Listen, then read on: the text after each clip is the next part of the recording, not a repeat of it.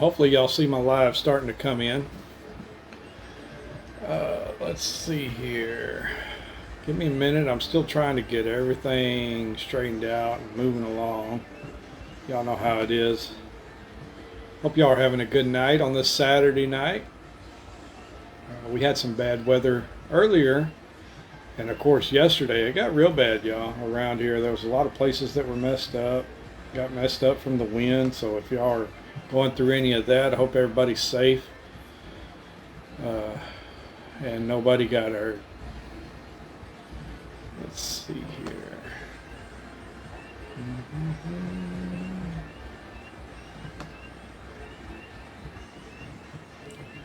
Open this up.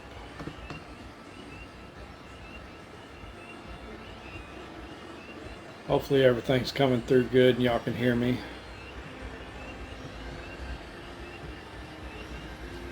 Let's see here.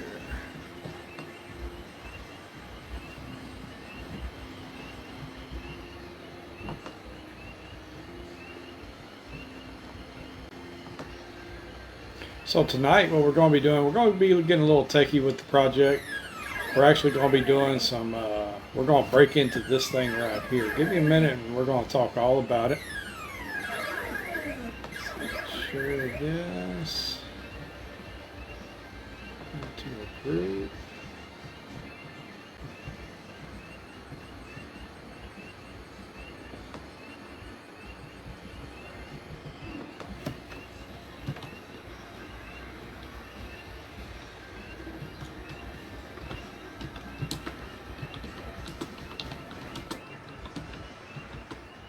Heather Bunch says, hey. Hey, how's it going?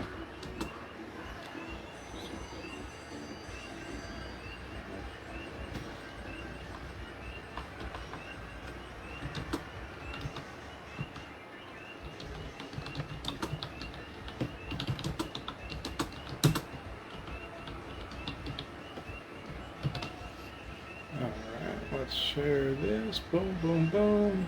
Post. All right, and so Heather Bunch says, it's going LOL. I hear you there, Heather. I had an issue where people weren't able to comment last time, so hopefully we got that fixed and everything's going to be going smooth from here forward. Let me play this and then mute it. There we go. All right, I think I got everything moving along now. Anyway, get rid of this keyboard here.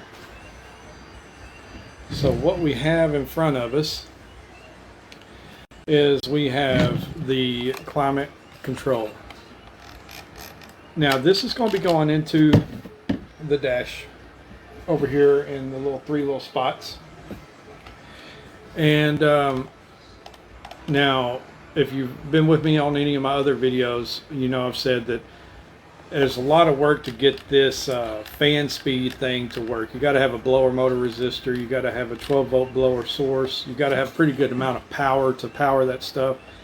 And I didn't want to get that technical and that involved. OJ Laney says, what up? What's up, OJ? How you been, man? Hope everything's been smooth where I was going on with the weather. It's nice to see you drop by. Appreciate the view, man.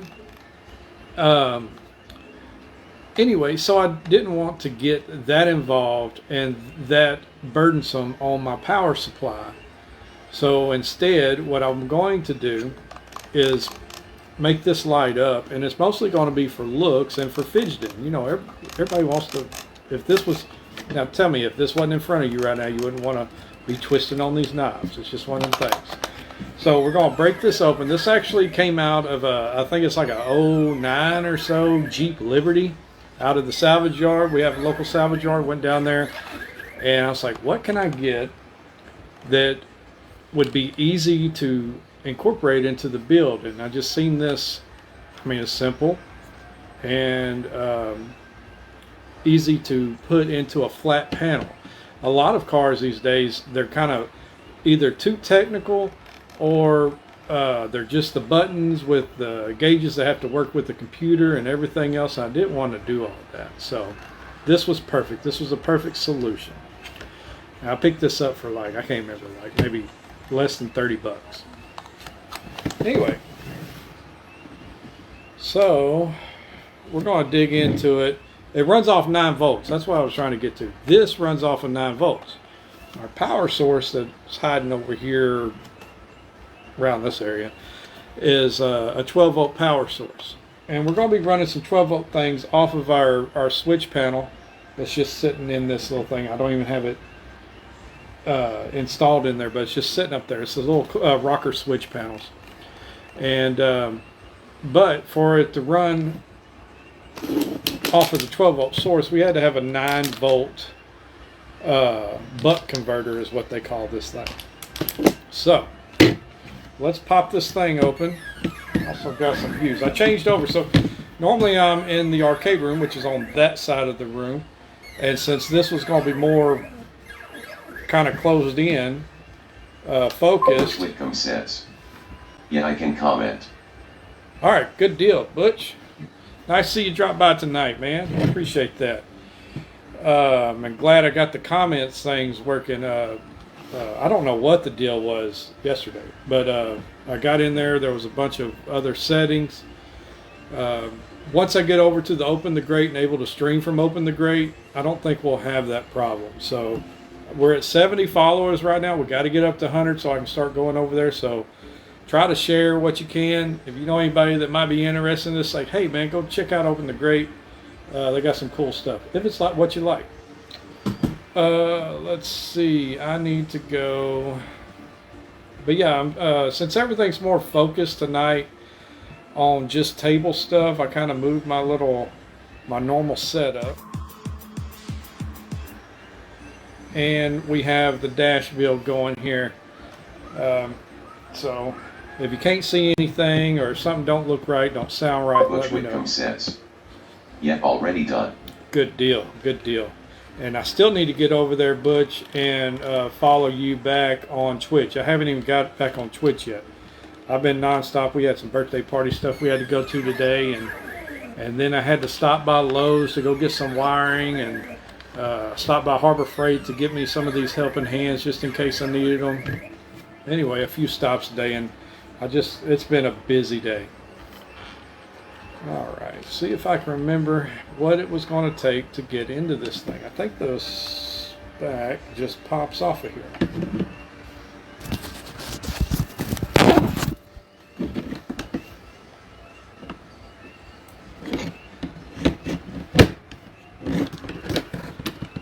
Yeah, there's just little bead plastic clips here which I'll kind of push in, try to pop this thing open. Maybe.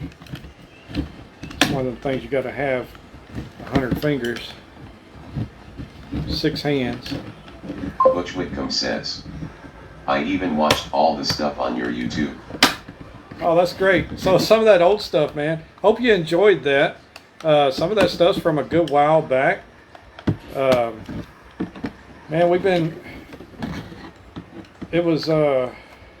we enjoyed that stuff. We had fun doing a lot of those videos during the unboxing videos. All right, so cool. Look at this.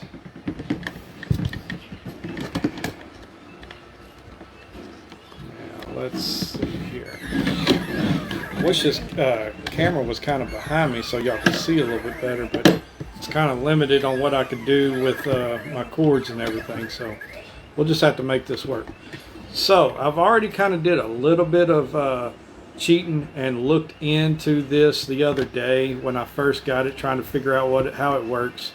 I actually was able to get a 9 volt battery and kind of source out where the sources were. So I know the number 2 pin, I can get a little bit extra light here on this. I don't know if that helps y'all see anything.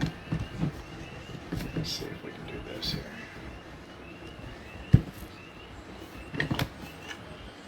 Anyway, see them pins there. Anyway, them number 2 pins there. There's a bunch of glare on that, but there's a bunch of little pins there, and I'll leave that light on. Maybe it helps y'all see. Not really, not too much. So we're going to end up soldering a connection on this number 2 pin right here. Right here. And we're also one of these little doodads out this way. I think it's this one right here, to be honest with you.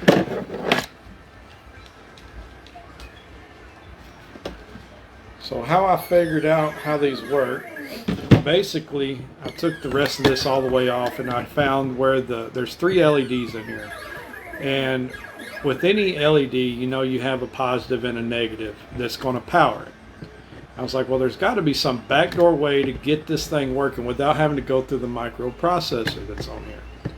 So sure enough, all of them are tied in together with all the same positive and all the same negative. So basically what I did was I came in here with my continuity tester.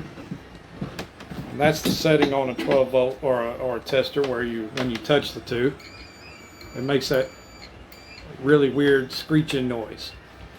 And I basically found where, yeah, I'm almost positive. So that's going to be the negative side, and the positive side is actually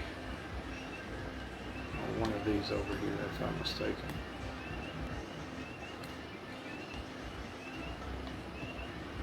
See, I can't even remember now. It's been so long. Should have got some of this done a long time ago, but I'm almost positive it's going to be that one right there. Those two. Let me go get my 9-volt battery real quick because I want to make sure that those are the right ones before I go soldering any wires. Hold on just a second.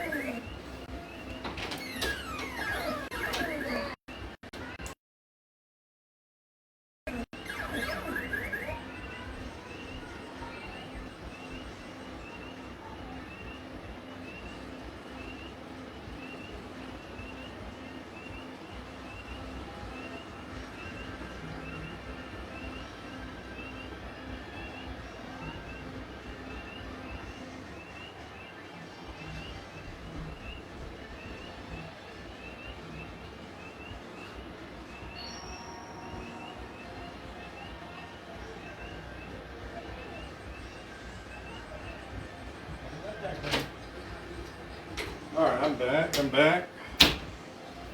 Sorry, I thought I had everything. Yeah, I was trying to prep for this for the longest. Like, what else do I need? What else do I need? Because I know having to leave out and come back in, nobody wants to have to watch that. Let's see here. So basically what I've done here is I just take these leads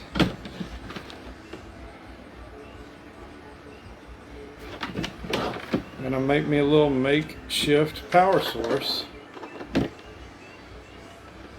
out of the battery here. So the big one here on a 9-volt battery, big side, boom.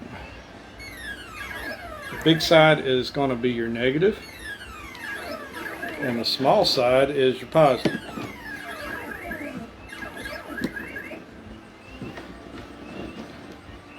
If sparks start flying, get out the way. Don't start no fires, right? Alright, so if I remember right, it's number 2. This is another part. You got to do this where you can see at the same time. Everything don't run. Let me test it first, then I'll show y'all. It's hard for me to see and do this at the same time. Let's see. Negative. Let me try the negative positive this way first. So it's going to be backwards. Try the positive negative this way. It only works one way for some reason on this. There it is.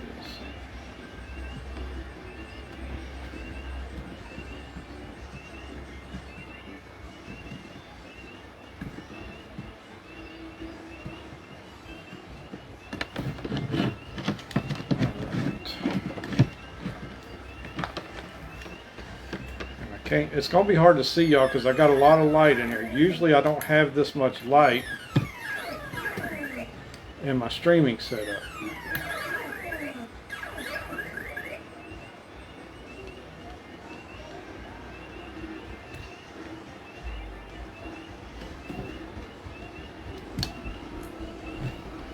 I got it backwards. Maybe it's let's do it this way. Look, I'm wrapping myself all up.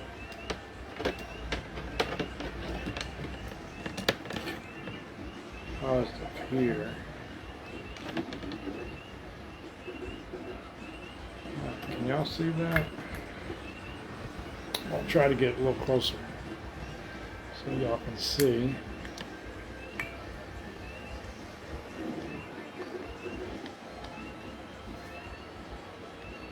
There might be too much light in here to see it.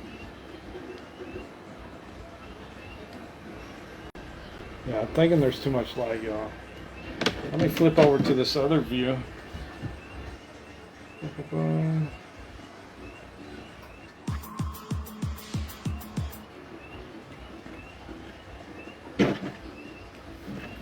Get closer to this camera right here. I know it's not focused, my bad.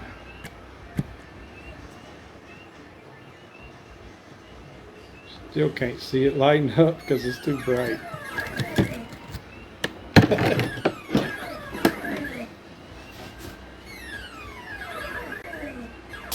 Let's try that. Let's try that so y'all can see.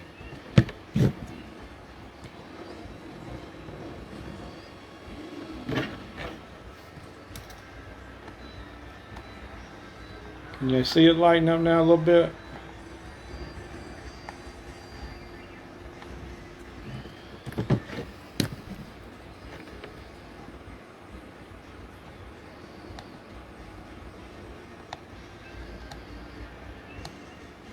It's hard to see y'all. I'm sorry. Butch Whitcomb says. Yeah. Alright. Anyway, so whenever it's dark in here, that'll be a whole lot brighter. It's something small, but hey, the little details can add up to big things. And it's not going to be a whole lot of work to get this to work. This is Marla Wyatt says. I saw it. alright, cool deal. Hey Mari. How y'all doing out there? How's the weather? Y'all didn't get none of that crazy weather out that south, did you? Most of it's been up north. They got it real bad in Lone Star last night. Alright, let's see. So, positive to the pin and negative, right? Ain't that where we were? Positive to the pin. Leslie Wilson says. It was raining bad here last night. Hey there, Leslie. Yeah, pretty bad around that area too, I bet. All right. Butch Whitcomb says. What size hose were you going to use from the vents to the fan? So it's going to be 2-inch. 2-inch hose is going to be going. I'm going to have. Marla Wyatt says. Wet. Just wet. Yes, our friends all north I-30 damage. Man.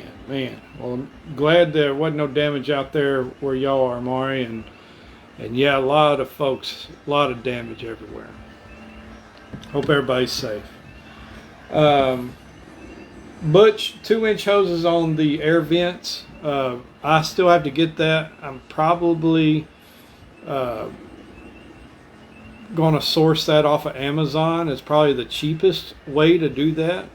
And I'm just going to take all three of those individual 2-inch hoses, and like I said, I'm going to bundle them all together at the end, and then we're just going to basically, with ducking tape, which is pretty much a fancy word to say duct tape, it's going to be going to the fan housing itself. So when that fan comes on, it's going to blow to all of those individual vents. Alright, so let's get over here. The good thing about this is going to be easy to solder, I believe. Shouldn't be too hard. Let me get back to that other close view. go. There we go. Alright, so let's get our solder gun fired up here.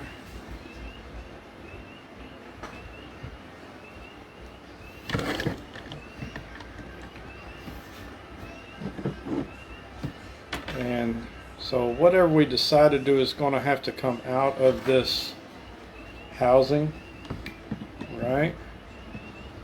And it looks like we have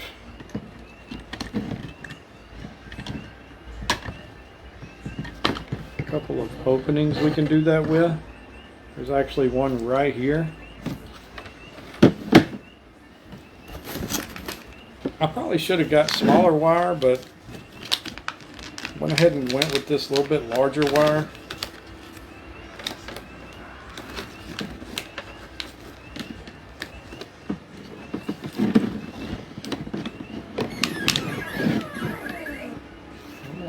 For now, let's switch back to this other view. I'm sitting here talking. I think y'all can kind of see what I'm doing a little better with this view right here anyway.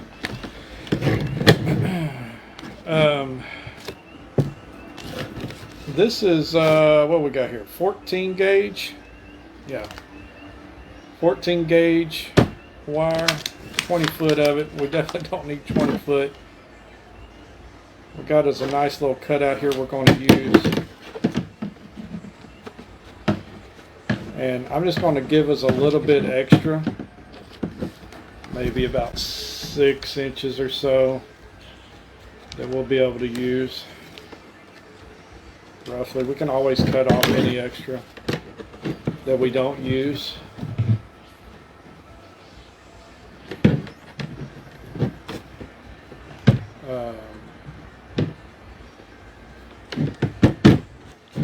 Come to think of it, wasn't it the negative that we had back here?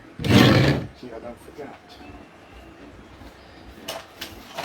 Thinking the positive went to the pin and negative went to. Should have wrote this down. My memory gets to me sometimes. Got too much on the brain.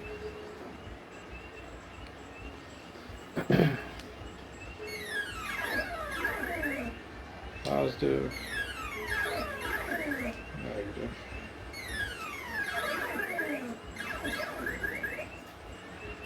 Pretty sure positive went to the pin and negative went to the soldered board. Yeah, that's it right there.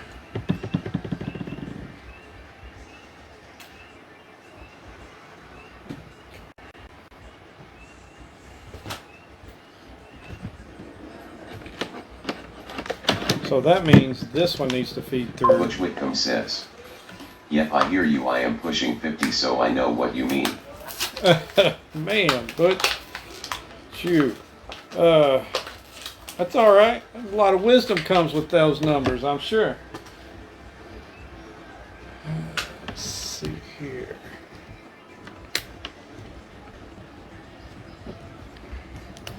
Some of this new stuff, it's getting harder to work on. You almost got to have a rocket science degree to work on these things, just for like this climate control. Look, I mean, look at all that on a climate. It's like a whole computer in that thing. Just for a hot, cold, and high and low stuff going on. It's crazy. We're going to do this much right here. We can cut off any extra we need.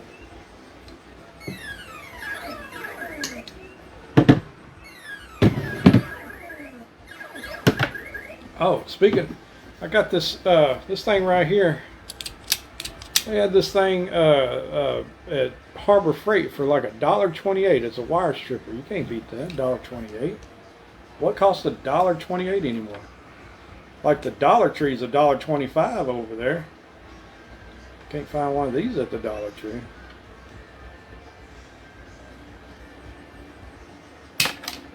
And it works.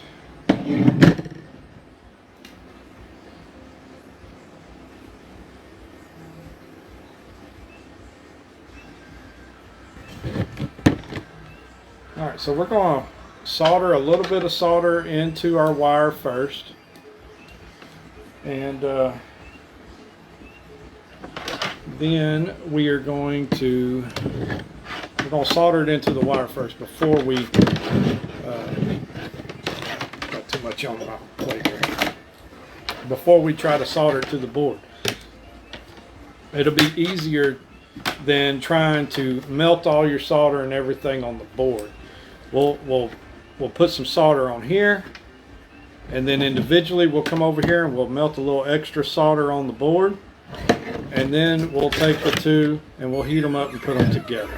That's the easiest way to do that. If you try to do all this like right here on the board, sometimes it might take you too long and you'll lose connection of what else is already there.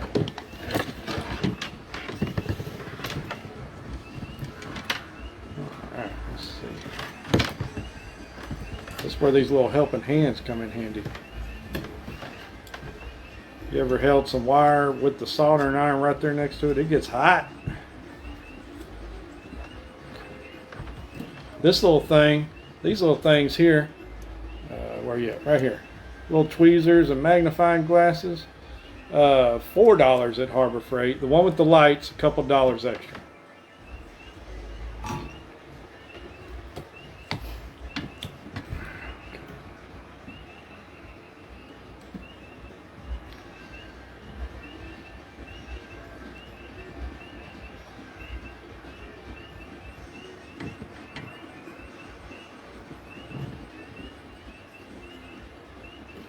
Now, I'm not as good as some of those guys on the internet on some of them videos. You seen some of them guys soldering up them circuit boards? They make that stuff look easy. Trust me, that ain't easy.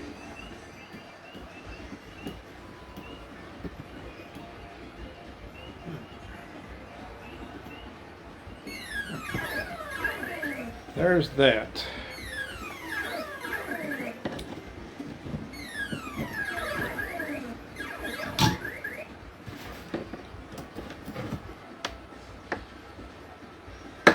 Okay.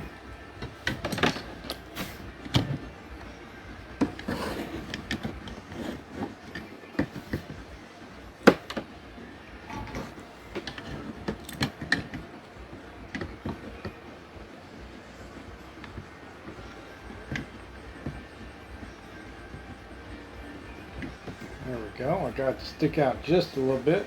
Don't take a lot. Don't take a whole lot of this stuff at all.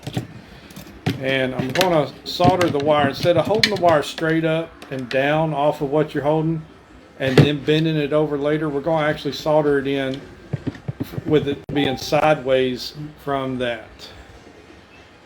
What you got there, Butch?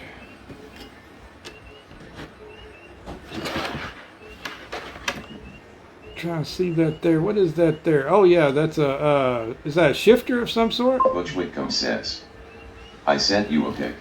Yeah. What is that thing? Let's see if we can get over here and look at it.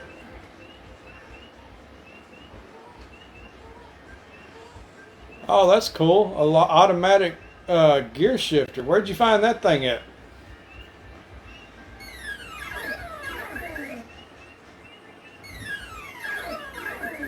Eaton transmission there. Come on.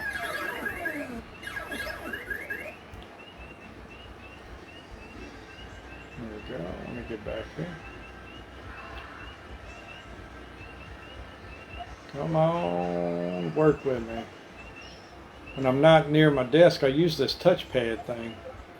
It gets a little hard to do sometimes. Get back over here. Boom. There we go.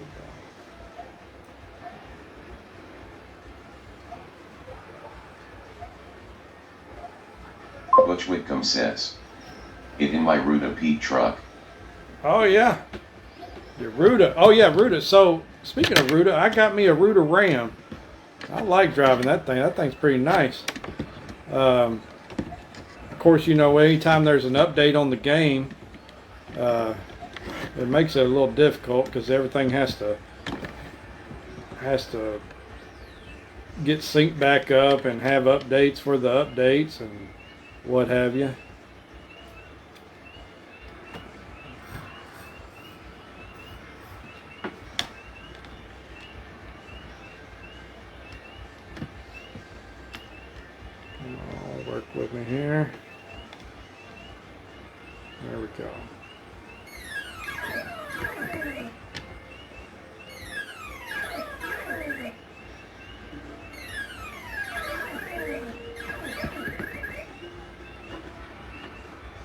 think we got a good latch on it there. So before we go any further, we're going to test this connection with our little jumper J-rigs here. Yeah, that looks nice, Butch. I usually run, who do I run? I don't forgot now. Butch Whitcomb says, I just don't know how to make the shifter part, so that racking my brain, lol. I just don't know how to make the shifter part. You're talking about on your build, when you get ready to put it on your build? Yeah, so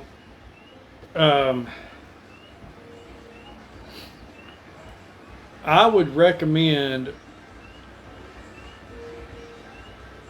probably, instead of trying to fabricate 100% of something out of nothing, going to a salvage yard and finding something that has, most of your front wheel drive cars are going to be, but then it wouldn't work either, because you would have to,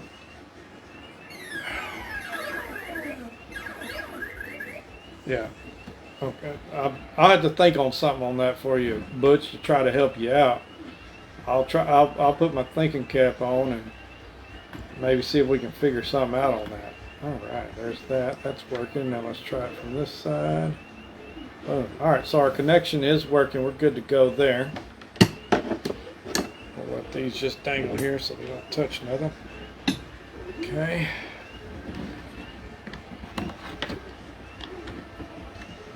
Let's go ahead and put our cover back on the front, or the back, with our newly installed wire. I probably should tie a knot in that. What do y'all think? So it don't pull out. Yeah, let me do that. Sure enough, get in there and pull on it too tight, and it break off of there.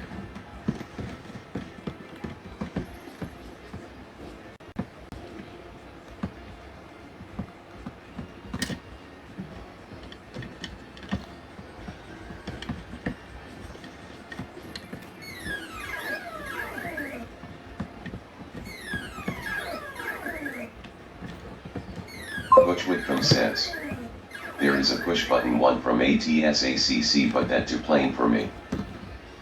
Yeah, I can see that being a little too plain.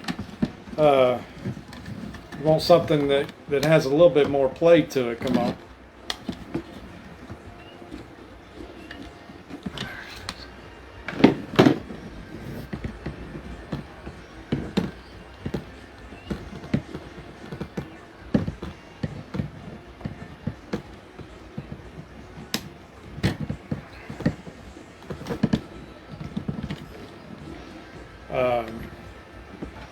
Sorry, I'm not talking much, trying to concentrate on this wiring stuff.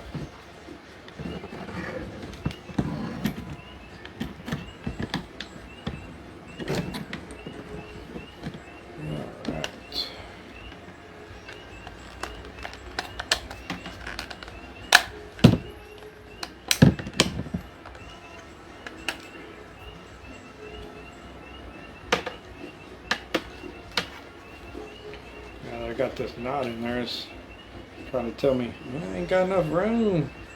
I can't fit Seymour.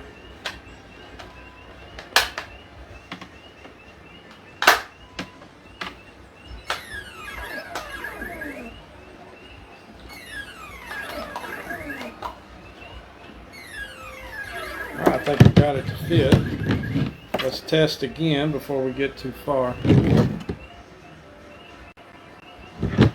Be hard to get in there. I might take a Dremel, and we might Dremel this little housing out, because that's going to be hard to get to fit off into this, to get this solder this.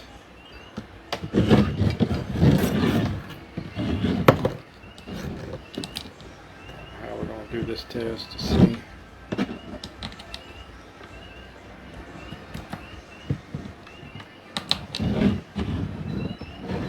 Alright, we're just going to have to wait on the test because, tell you what, instead of, let's see if we can just break this little bit of plastic off of here.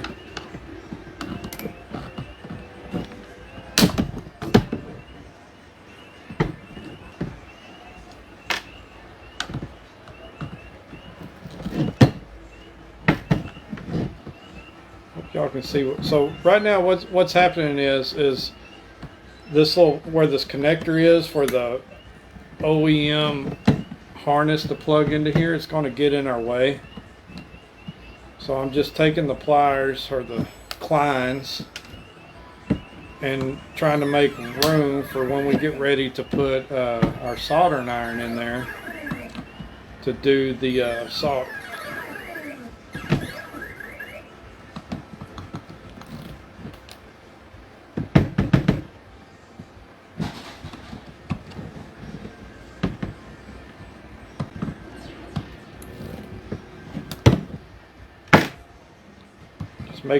Making a mess, hacking it up.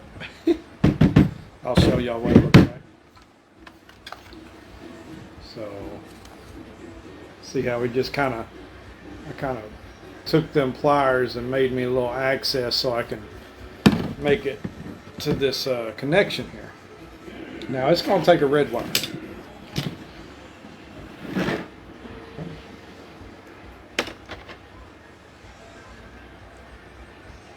I don't have a whole lot of wire split or strip back here because it doesn't take a whole lot of wire because we're using that solder to make our connection.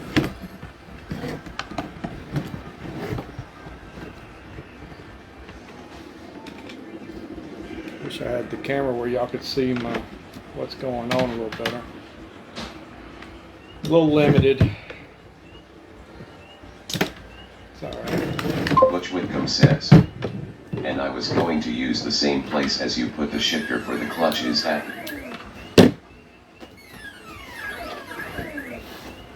It's going to use the same place as you put the shifter for the clutch. Oh yeah? You talking about the it's going to use the same place as you put the shifter for the clutch, is it? Or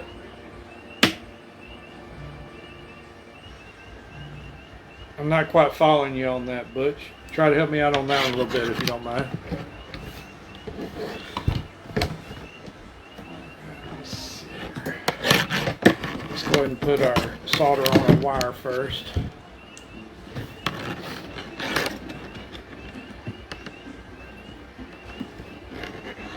Butch Whitcomb says, for the automatic.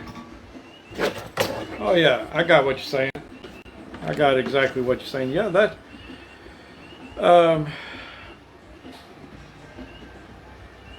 it sounds like you got a good plan. We just got to figure out a way to make it all work.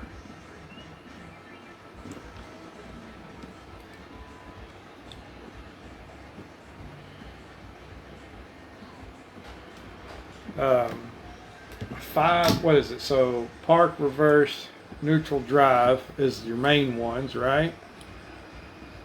It's a four switch joystick of some sort.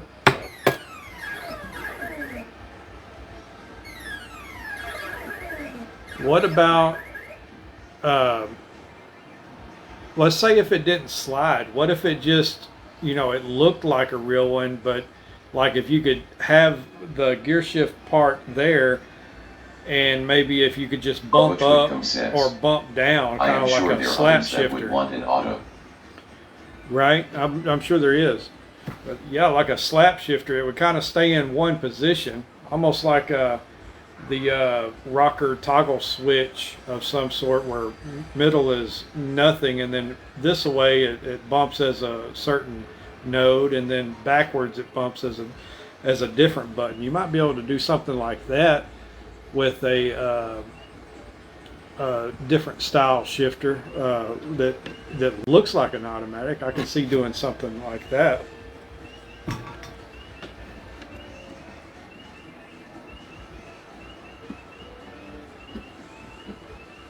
you wouldn't actually be sliding it all the way down to drive past park, but it would be, you know, like to put it in drive, you could bump it down twice, like, or 3 times, reverse, neutral, drive, and then to put it back in park, maybe you bump it all the way up about 3 times to go back into park. I wonder if that's a possibility.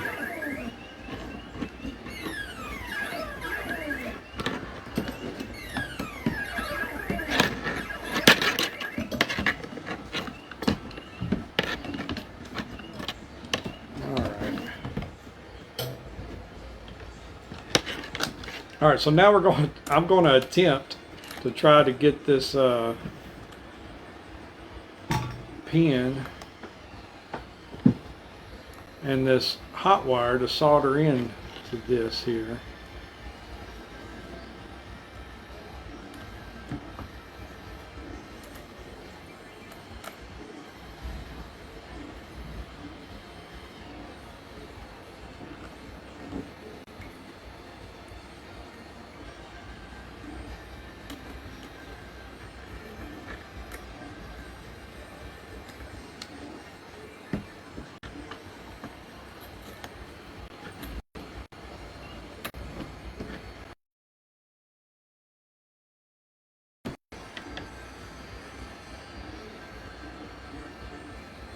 Butch Whitcomb says, all it takes is a good imagination.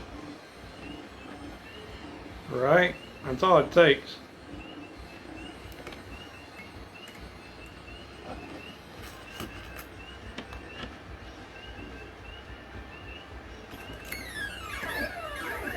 Right about that, Butch. Alright, this thing here is getting me loose. Let's try this a different way.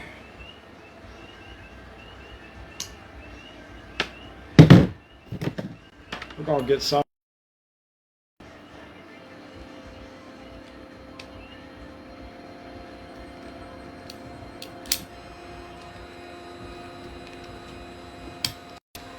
This wire's done got hot and not wanting to work with me. Whew.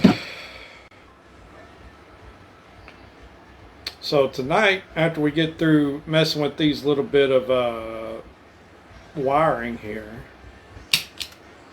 I got some more pieces here we're going to probably put in the dash.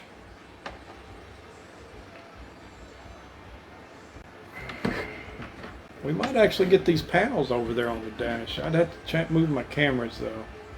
I don't know. We'll see what we can do tonight.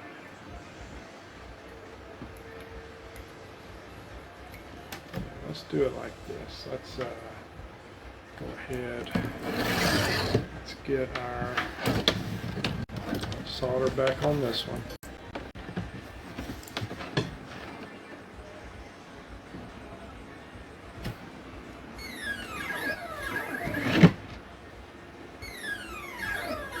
Where did the solder? There it is.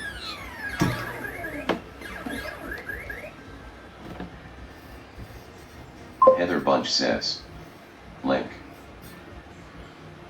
Oh yeah, thank you for posting that link up there. Go give us a follow over there if y'all are stopping in for them views.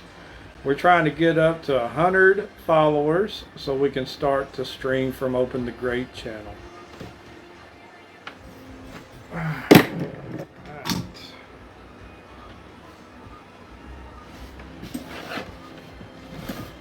I know this is boring, y'all. I apologize. Probably can't see a whole lot. Just see me tinkering with this thing.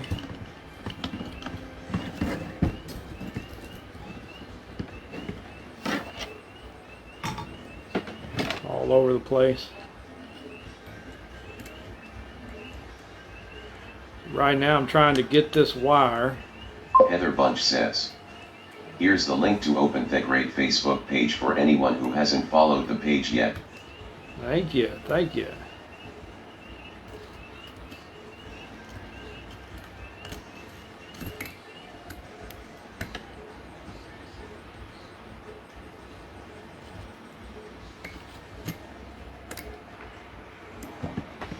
So right now, y'all, I'm having problems with getting Heather Bunch says. NP. No problem, no problem. So I'm having problems getting this. Yeah, there is a problem. I'm having problems getting this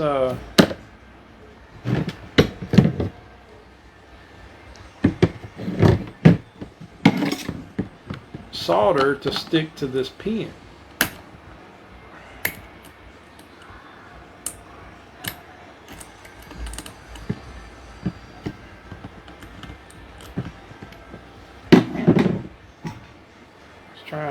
It's trying to tell me it's boss, and I do not agree.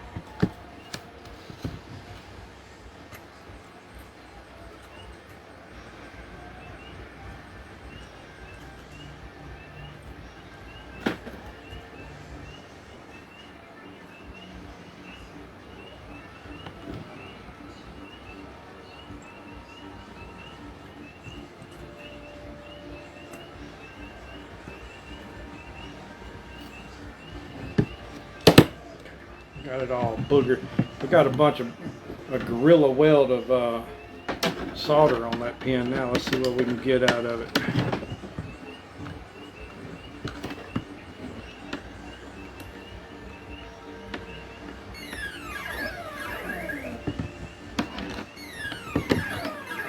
Moving all around on me.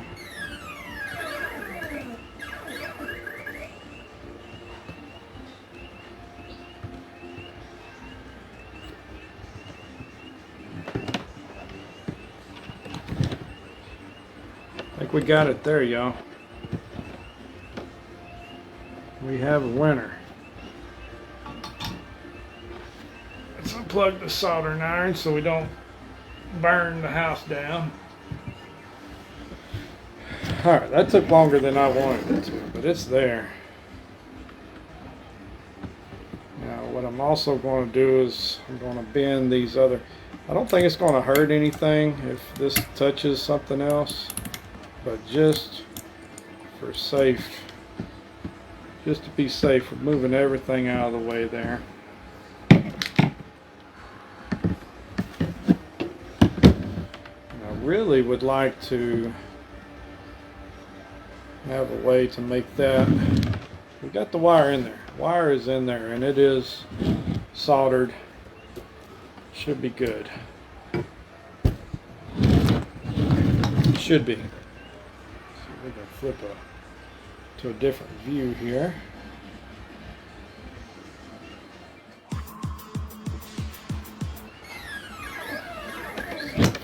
Y'all can see that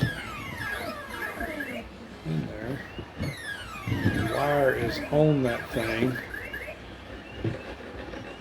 and it's moving, but it's also moving the pin itself. So I want to get something that's going to kind of hold that steel, because what we don't want is that to break off later and cause a whole nother problem.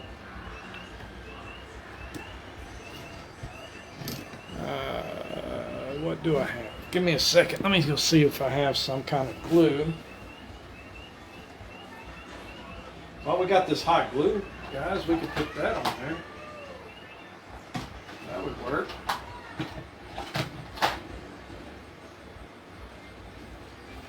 We can just daub up, daub it up.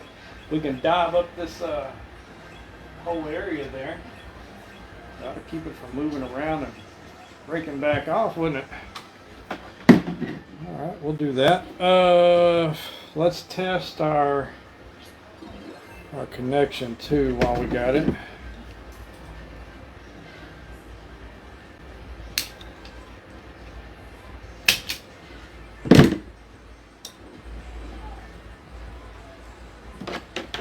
Before we get too far in here, where did my little tester go? Right here.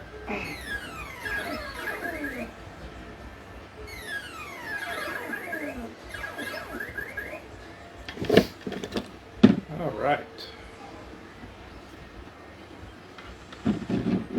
So, anybody got any other builds going on? Butch Whitcomb says. Me, I would have used the harness that fits it and then wired it up that way, but that is me though. Right, so I didn't have access to the harness, or I would have definitely done that. I guess I could have went back to the salvage yard. They probably wouldn't have let me. Some of them salvage yards are kind of picky about what you pull out of there, and that harness would have been part of a whole, the whole skeleton harness, and they probably wouldn't have. They probably would have wanted to sell me the whole harness. I'll put it to you that way. But yes, the whole wiring harness. If I had that whole harness, that would be a little bit easier. I could then take the wire and go from that route. I agree, Butch. That is a good idea if you have it available. Alright, let's see. Let's see if this lights up.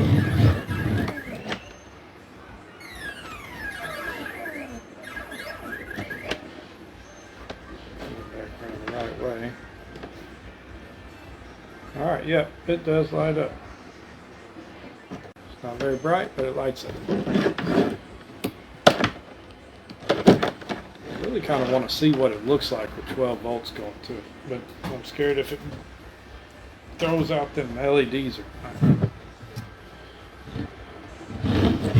Alright, so let's see if our glue's hot enough yet.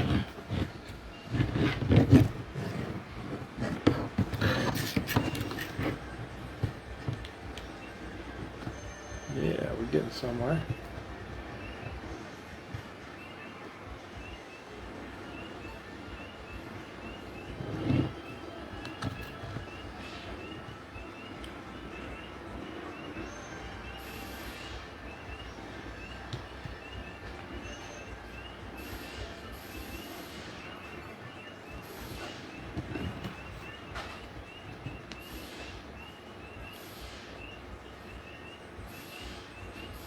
Butch Whitcomb says, "Bummer, my Moza order is still in processing, LOL."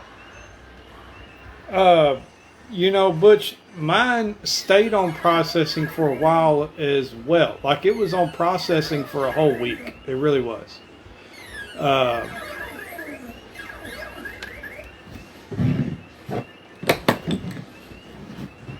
And then I think mine came out of California, where my bundle came from.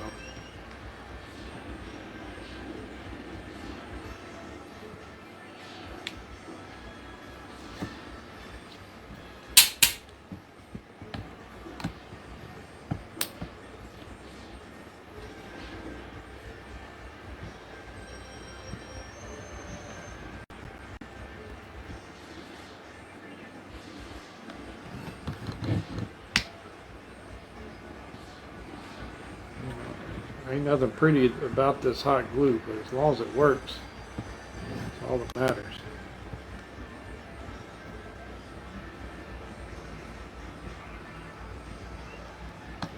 Basically, like I said, all I'm trying to do is to stiffen up where this thing touches everything so it doesn't break it off later.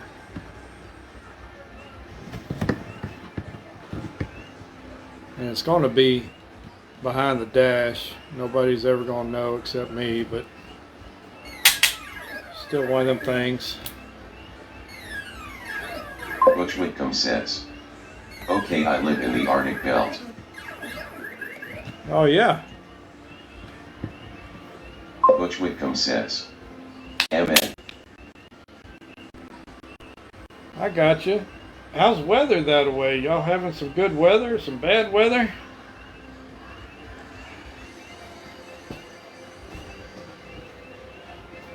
Let's see. There we go. All right. Oh. All right. So this is going to work. It just looks. Butch Whitcomb says, "It's 29 right now." 29. Oh my goodness.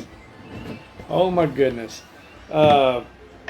So like earlier this week, a couple days ago, it was like 88 degrees, and today I think it's like 58 degrees.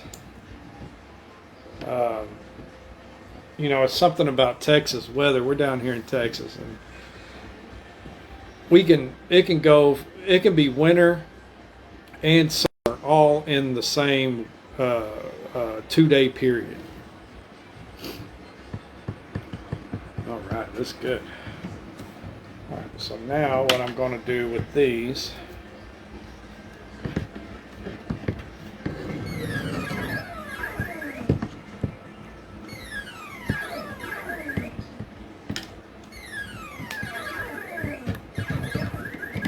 Chase Butler says, supposed to be in the 30s either in the morning or Monday morning. hey Chase, thanks for dropping by for some views. The 30s, huh? Man. Butch Whitcomb says, yep, I have buddy that live in TX. And I don't know what to say about 30s. Of course, we still got the Easter snap, what we call it down here. That's where it gets cold as all get out before summer. Basically your last super cold before summer. And we still got to go through that. Man, 30s. I was hoping we were out of all that super cold. I guess not.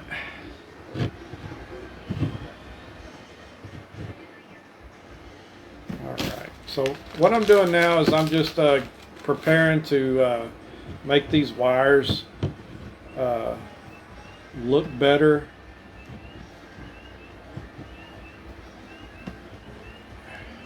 I say look better. Just organizing them a little bit. We will add more to this later, but for now,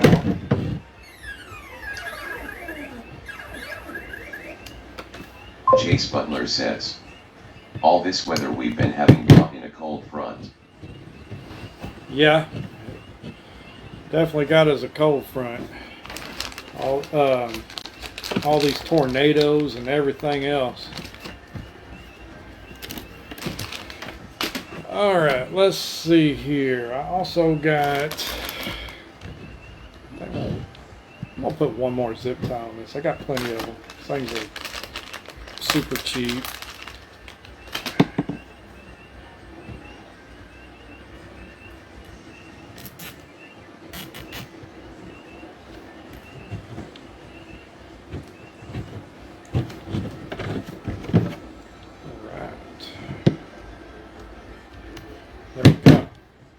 Alright, so here's our makeshift wiring pigtail ready to go. We can actually go ahead and put this into our dash panel over here. Let me move some stuff around. Make sure I got all my hot stuff unplugged so I don't burn myself.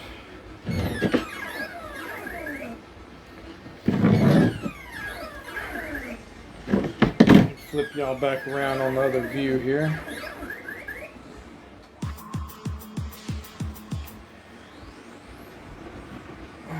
Let's see what we got.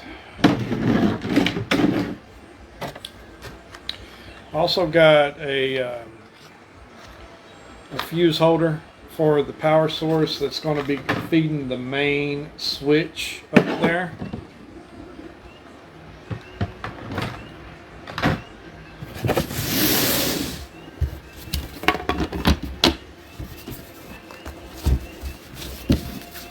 Some of this stuff I'll be getting back out, but I like to clear my area and then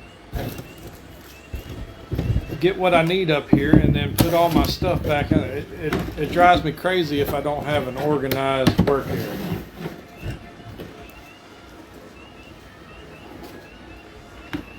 I think we're done with the solder. We're done with the pliers. All right. Let's grab this piece here.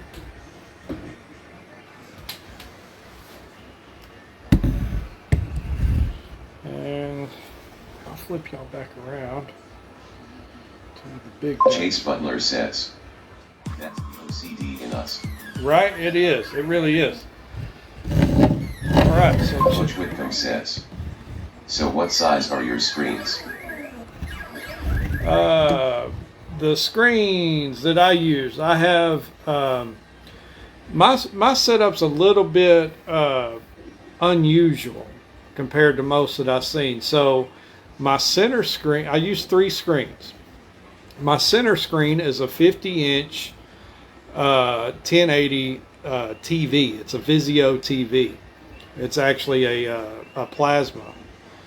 It's one of the older TVs, and I don't know, plasma to me, man, they have an excellent color. It just looks really good. Now my side screens are Samsung curve monitors. They're 27-inch curve monitors that go to each side, and those I actually have them. You know, my middle screen is horizontal, and both of my side screens are vertical, and they're the ones that I kind of have not quite at a 45. It's more like maybe a 33 degree angle on both of those, and they're curved, so it's a slight curve. You know how the curved monitors are. But that's what I use. I was really thinking about moving to triple 40s or even quad 40s. I think might look real nice, but that's another project for another day. See if the old GPS is still working here. Might be a dead battery. Yeah, I think my phone died. And on the GPS, I need to charge it up. Alright, let's see here. We're going to get this right here. We're also going to need, I need to go get some washers. Give me just a minute, I'll be right back, y'all. See, another thing that I forgot to get.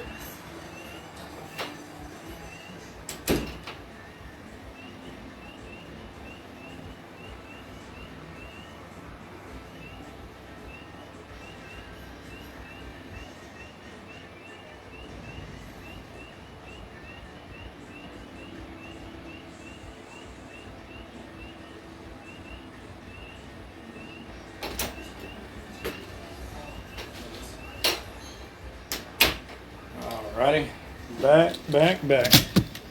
Alright.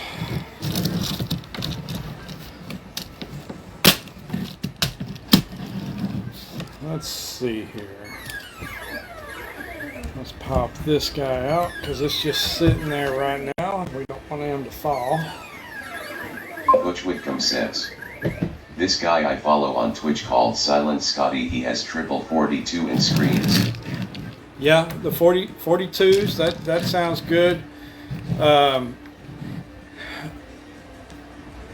Whatever I do, if I do decide to change it, I'm definitely going to go with the same size monitors, because having different size monitors in my setup, it changes all the, you have to put a whole bunch of advanced settings into that, what do they call it, the control panel or whatever, the file, to get all your aspect ratios, all your zooms correct, and I don't want to have to deal with that anymore.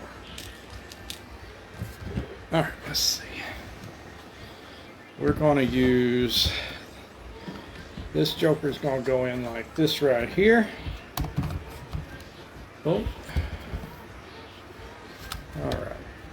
We're going to need roughly, see this back one.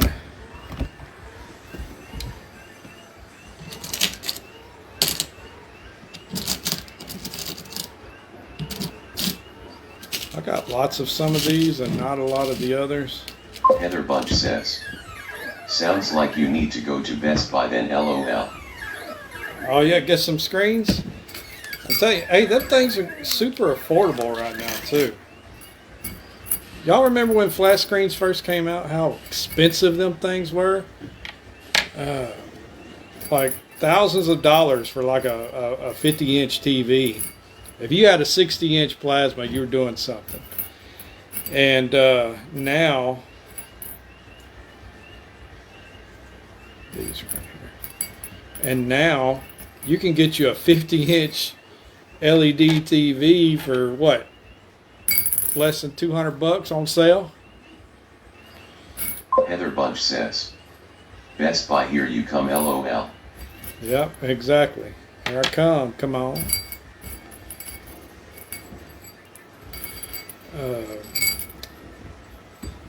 There's some washers.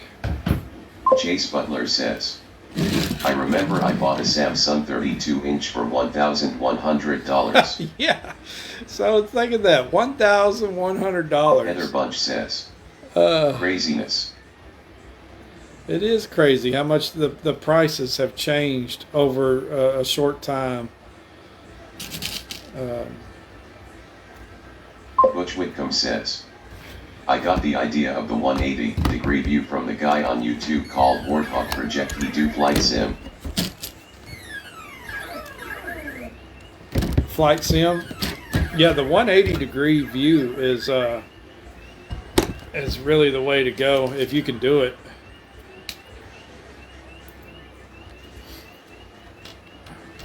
And then you can get those. Chase Butler says, you can buy 65 like $400 now. Yeah, that's exactly. That's cheap. That's super cheap. Now I got a 90-inch in the living room, and when I bought it for $1,800. But it was on sale. It was like normally $4,000, but 90 inches. Think of that, y'all. Could you imagine 10 years ago a 90-inch TV? It's unheard of. Let's see here. Got plenty of these little guys. We can spring them out with this too. I'm just trying to make up some space with these little washers. I got plenty of them. Once again, another Harbor Freight. Where are we at? Chase Butler Another says, Harbor Freight deal with a bunch of washers right, for like $3. Yep. All right, let's go there. Spin this around so I can see it a little better.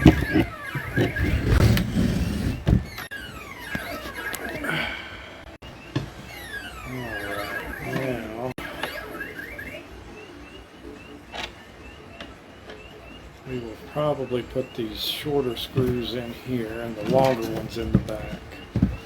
That's what we're going to do. Alrighty.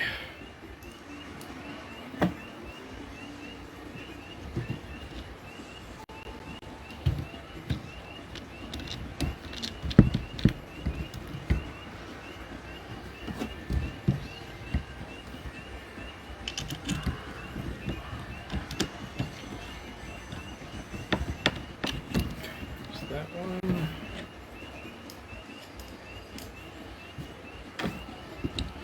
If y'all do a build, make sure it's real important when you're working with thin wood like that's on this panel to pre-drill your holes. Otherwise, you're going to crack and split your front dash panel. Butch Whitcomb says, and that's what you don't want. The guy upgraded his setup to a 270-degree view now and used 3 projectors.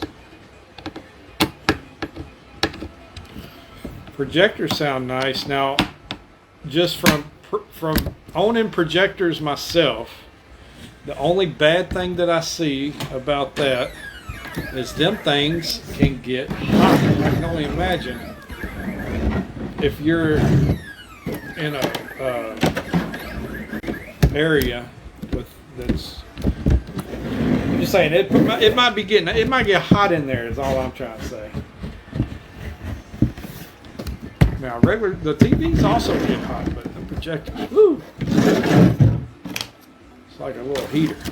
During the winter, it's probably perfect.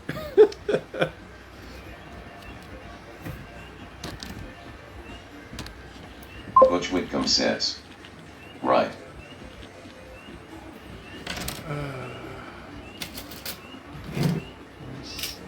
we got to work with here? I got bukus of these little lock washers. Just using these for spacers. Nothing perfect here. I could have put more wood on here, but I was like, I got plenty of this hardware, we'll just use it.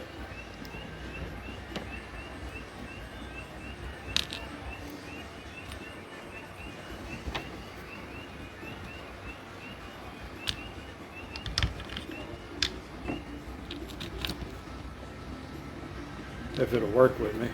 Where'd my little tweezers go? Those work.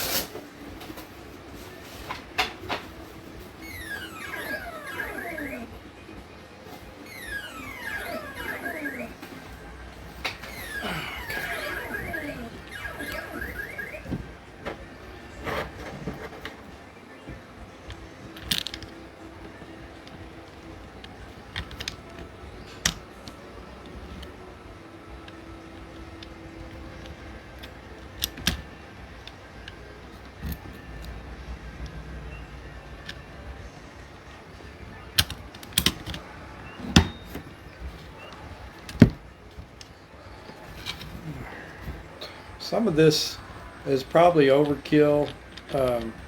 Like I said, I'm just trying to future proof this thing, and plus if my kids come in here and just kind of hammer away at one of these knobs, it's not gonna mess anything up or break.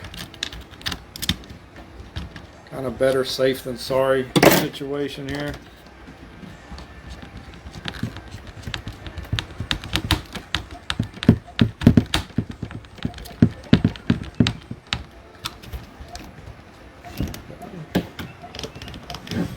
So we went with 2 of the small lock washers. It's these guys right here. Yeah. 2 washers.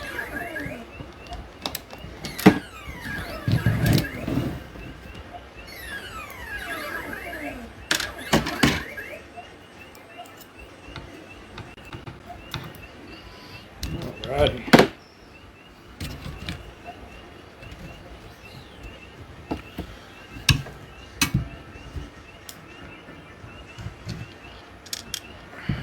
Any other time the thing with the magnet wouldn't work for you.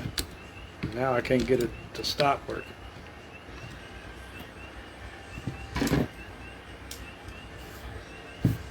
Okay.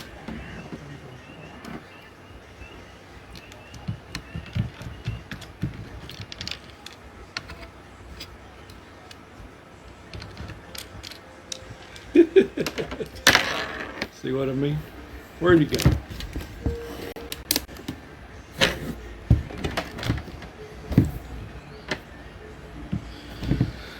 Alrighty.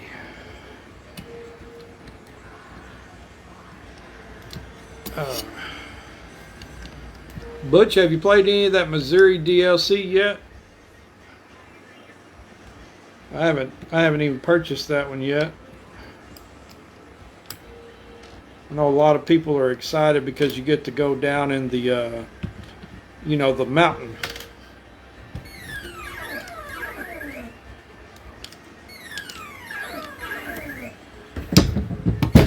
All right. Butch Whitcomb says, "Not yet, but I got it." You got it? Okay. I bet you it's going to be cool. This thing's just in a bad spot. It's hard to get to. There we go.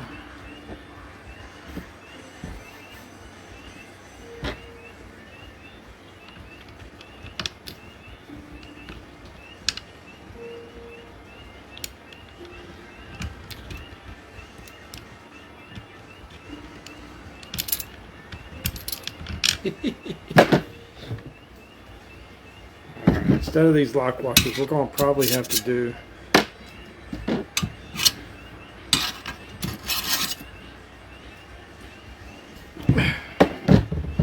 something else. Because this is not working for me. Let's see if we can do both of them at one time.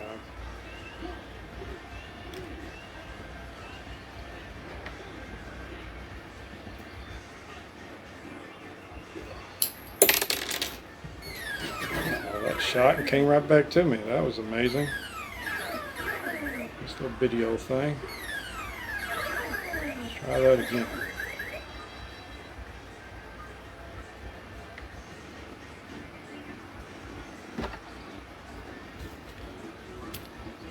Nope. Access denied. Try. Got a different tool here. We'll try it. It's like a reverse tweezer. It holds it closed for you.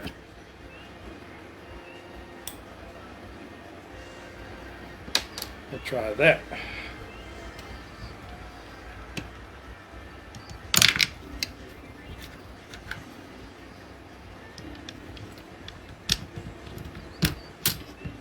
Guess my fingers ain't as small as they used to be. Or my eyes ain't as big. One of the two. We're going to blame it on one of them anyway.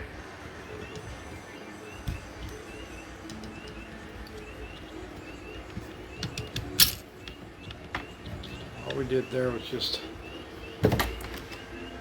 exchange one for another. Push that one up a little bit. Give it some movement.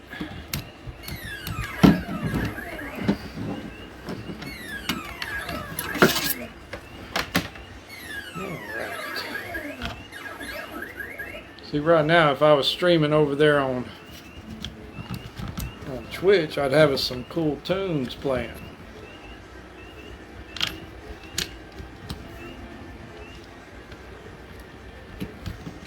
Come on, quit pushing it away.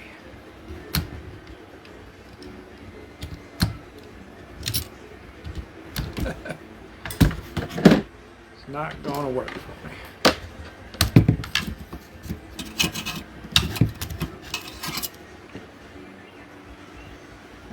It's not going to work for me that way.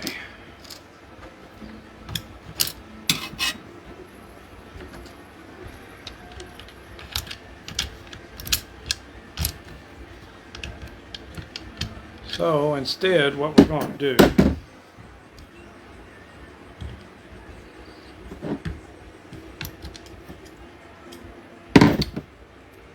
so we know it needs to be that thick right there. So let's go ahead and make our jig over here. Like this right here. We're going to plug back up our little hot glue gun.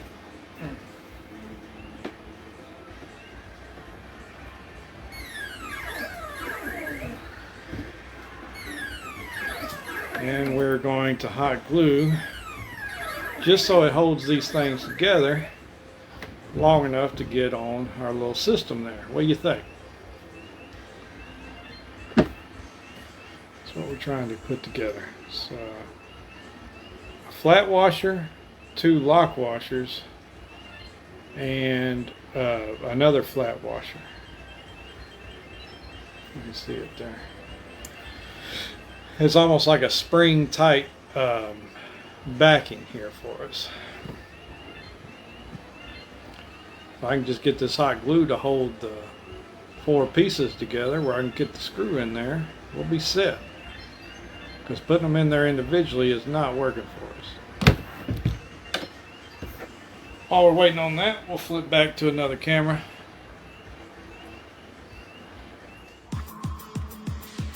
Anyway.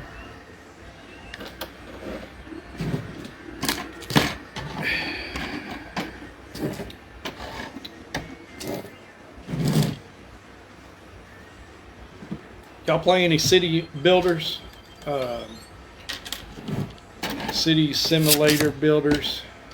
SimCity, I think the first city builder I ever played was SimCity 2000 or something. Which Whitcomb says. No. Them things get really intricate. where you got to build start with the highways, you got to put down your utilities, you got to zone it out for different residential and commercial. It's kind of like an economic type management builder. They're relaxing to me. Other than, obviously, my driving simulators are my go-to, but every now and then you'll catch me messing around with the city builder. Let's try that.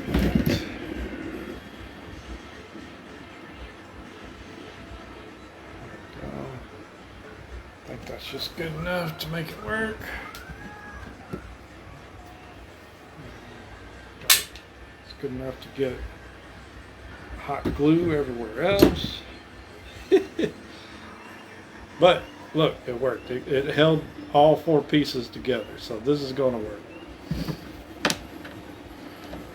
Let's get this guy out of here.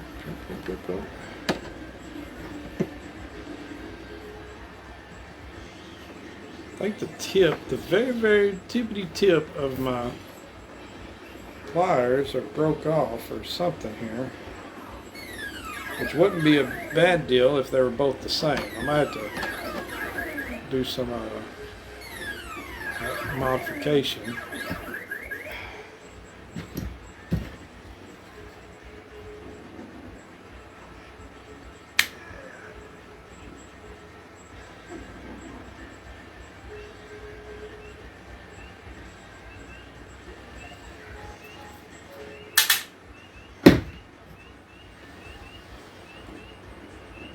On my tweezers.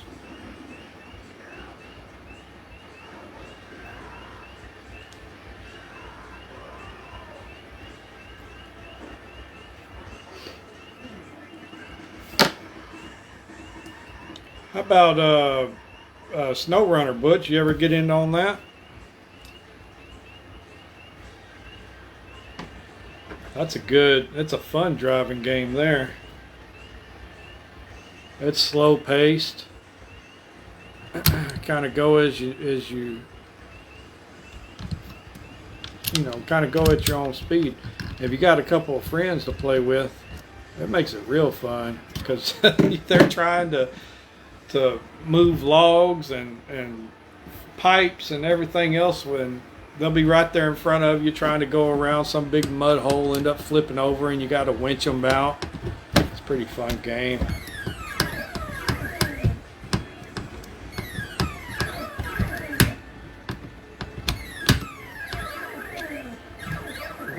This is working for us. So back that back out. Our little jig worked. Let's tighten this back down here, and here, and here.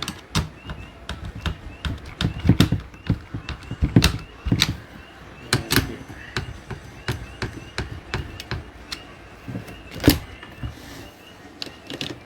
Butch Whitcomb says, "Nope, I seen it, just never pulled the trigger cause I have so much in my 2 games that it's hard to venture out to new stuff." I'm the same way, Butch. I really am. And my kids, they get on to me. It's like, man, that's all you ever play, ain't it? Is that ATS, American Truck Simulator? I'm like, yeah, I know. I need to do something else. I need to at least try something else. And I can't even remember how I ended up messing around with. It was Mud Runner, I think, the first one, the spin tires. And I was like, man, I don't know if I can get into this. And the more I've just played around with it, they like playing it. And so I would get in there and end up playing with them. They don't like ATS that much. I don't know what it is. I love ATS though.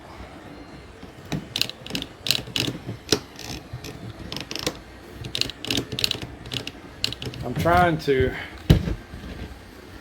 move this just a little bit. On this one right here, we're up just a hair, little bit. So I'm trying to loosen the screws so it can kind of fall down just a little bit. I have to do them all though.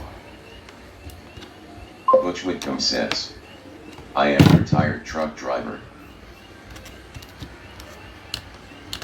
I hear you. My dad is too, Butch. My dad drove for just a hair over 30 years. He drove for Trimac nearly all of those years. And he said he's glad he's out of a truck now. I have a hard time even getting him to sit behind the simulator. He just said he's done had enough of it. I like driving though. If it wasn't having to be away from home, I'd probably be a truck driver right now.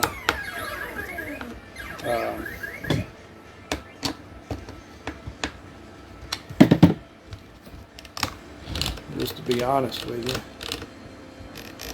Alright, I think that's gonna work. That's the best we're gonna get it. What do you think? Boom, boom, boom. Let's see if we get a little closer.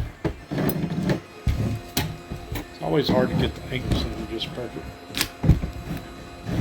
Here, there we are, right there. Here. Boom. Butch Whitcomb says, nice job. I think it looks good. They turn real nice. Buttons still work.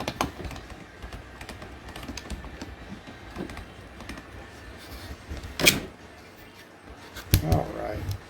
Thank you, Butch.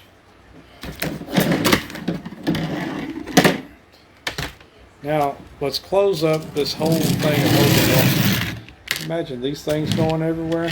Oh, Lord. That'd be one heck of a mess. Snap those together. All right, what's next? What's next?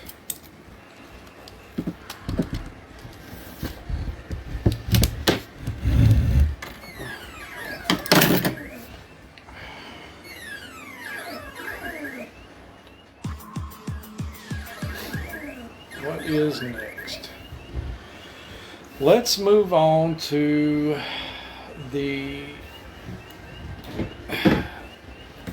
I know I said I was going to wait to do this switch right here, but I think either way it goes, even though, see, the reason why I'm going to have to, it's kind of hard to see because I got a little picture. There's a screw hole. Some genius put a screw hole right here, and it's just barely behind this right here. The head of it hits it, so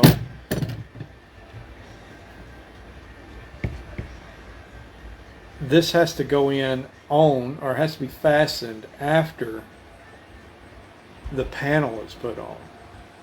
But I think what I'm going to do is go ahead and put it on, wire it up, and then that way all I have to do is loosen the screw holes, kind of kick it out a little bit, put that screw in there, and then pop it back down and put it back on. That's probably going to be our best solution to this, because we need to do the wiring on it and get it kind of buttoned up out of the way. Let's go ahead and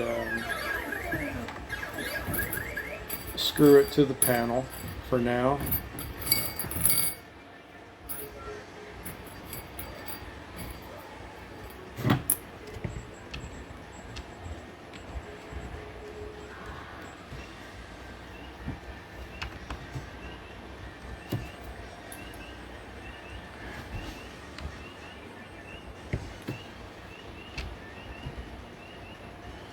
You know, that's something else I should have got, was a couple of bus bars for all this. That would make things a little easier.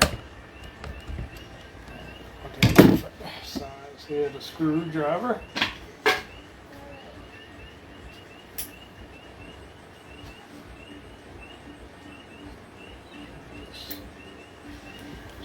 this one. Well, let's go one more up.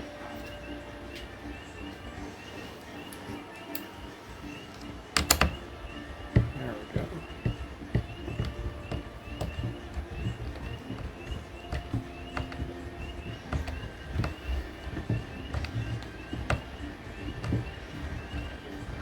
That's a little tough.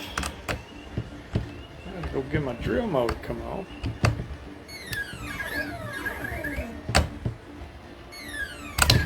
Yeah, we're not gonna sit all day trying to do that. Let me go get that drill. Give me 5 more seconds.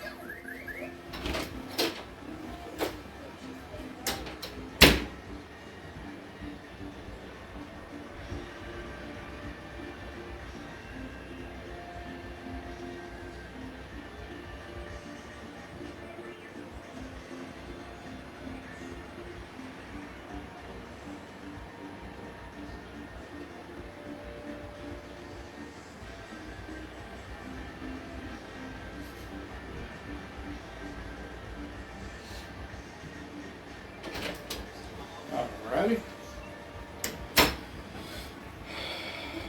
Yeah, we ain't gonna sit there and play around all day waiting on trying to get that in there.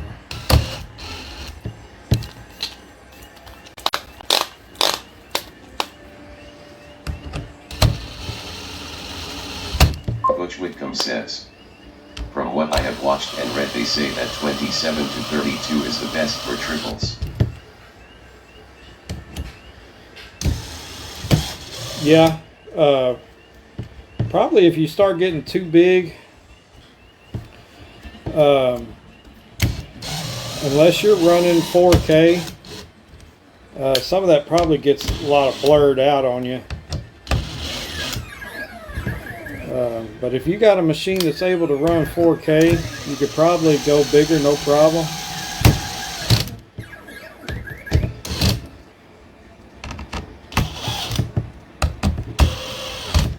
There we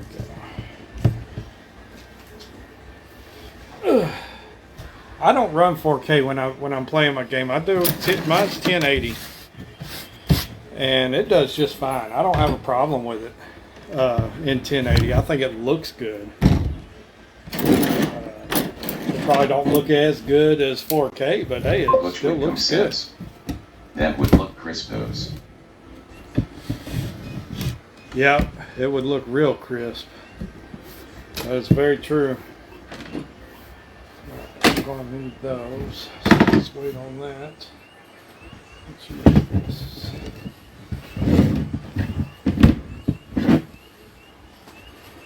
I need something to put underneath here.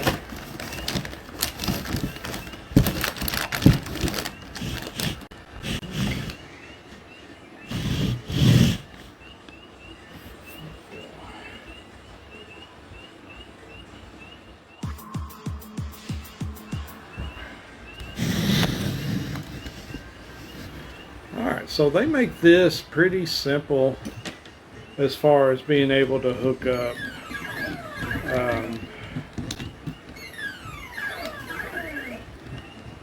hot wire,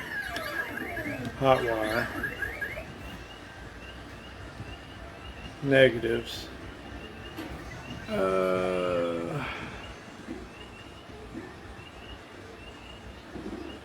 What is this one here going to be?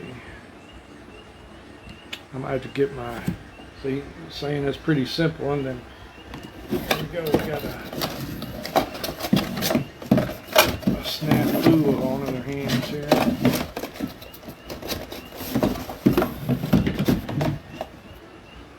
I could probably sit here and start guessing, but I don't want to burn those switches up.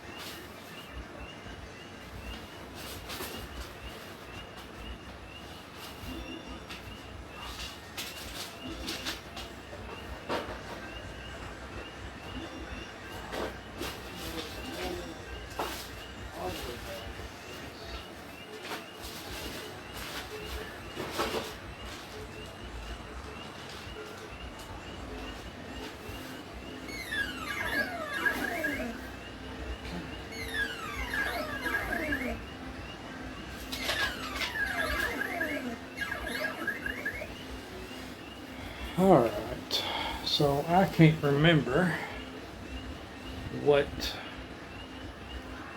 Butch Whitcomb says. Yeah, I don't know much about programming and using them Raspberry Pi. Oh yeah, so I was looking into possibly doing some Raspberry Pis at one time, but those things skyrocketed out of the blue. And that's what made me get out of it. At first it was like, hey, you could do this because it's cheap and all this and all that. And I was like, that looks cool. And then when I got to looking and almost ready to get into it, they just skyrocketed.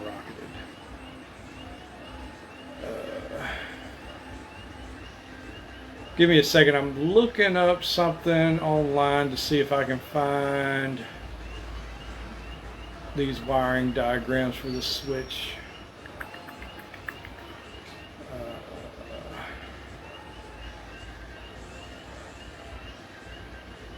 Orders, where are we at?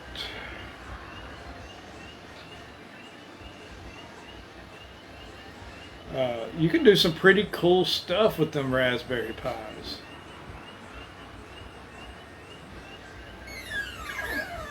There we go.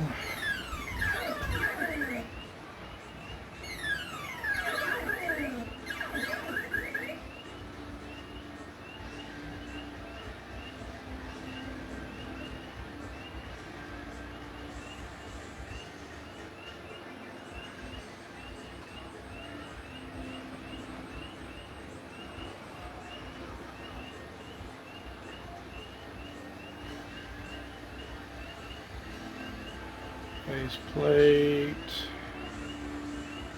We're almost there. We're getting there. I'm probably going to have to watch a short video on this.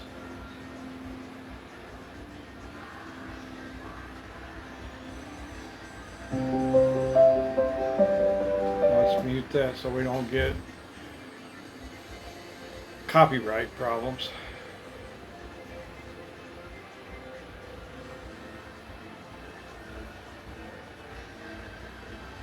There's the switch, looks cool, yep, come on. Butch Whitcomb says. I wonder if you could use a floor shifter from an F-150.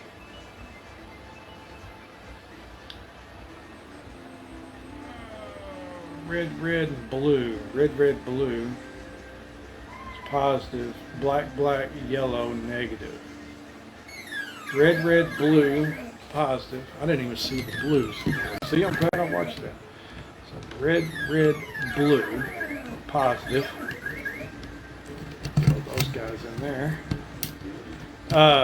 Yeah, I don't see why not. Like I said, the only thing you're going to have an issue with, Butch, is what's going to activate those switches whenever you move it. That's the only thing that I wouldn't know. Whew, excuse me. I wouldn't know on that part. Okay, so now let's go get...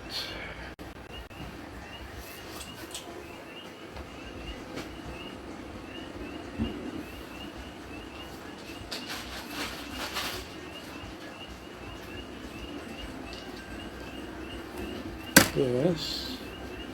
I would also need spray terminals.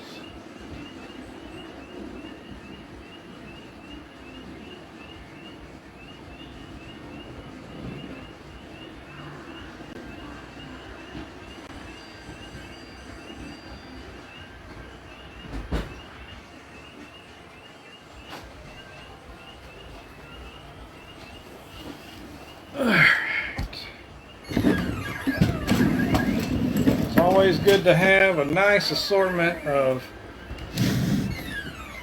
terminals. Let's see. I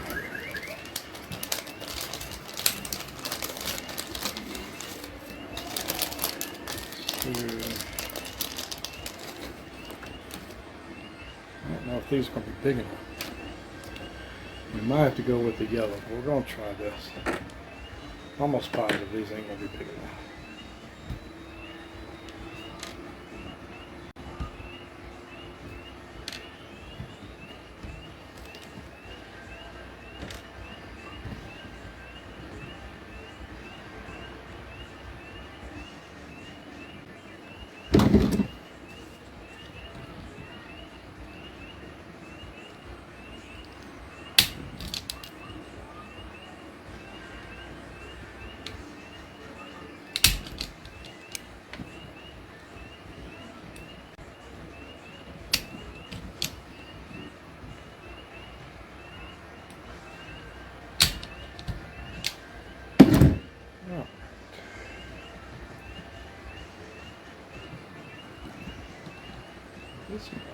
It might be big enough to fit all these.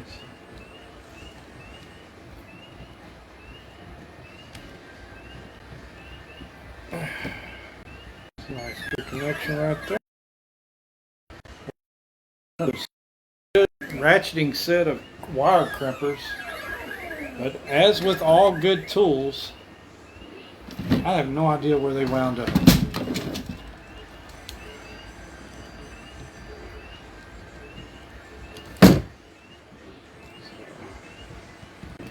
I'm just going to have to deal with these right here and make these work.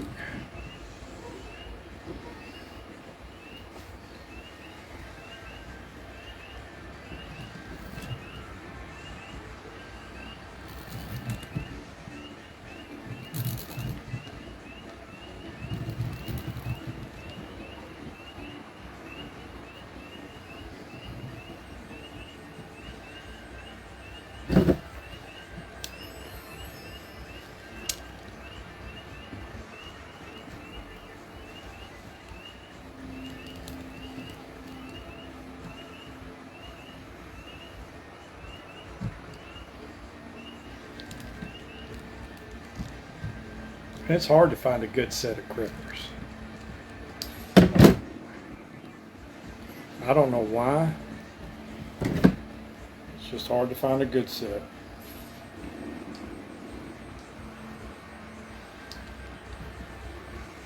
Found these in the tool room.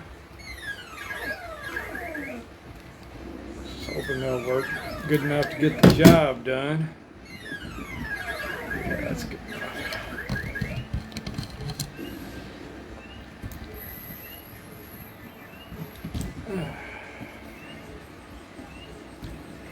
Alrighty.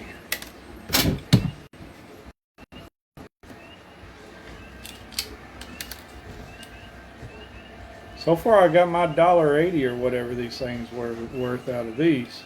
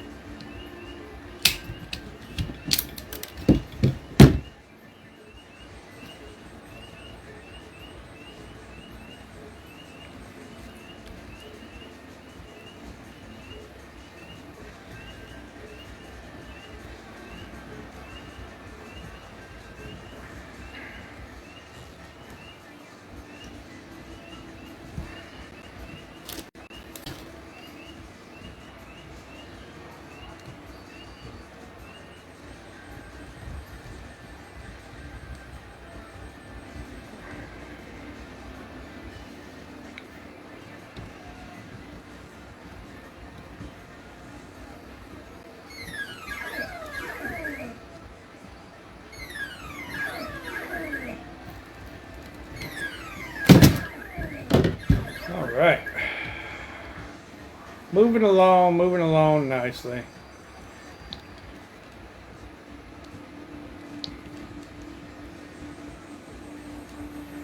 Well, I don't know what I'm going to do tomorrow. If it's going to be 30 degrees outside. Not like I was going to do anything outside anyway, I guess. Alright, so there is that.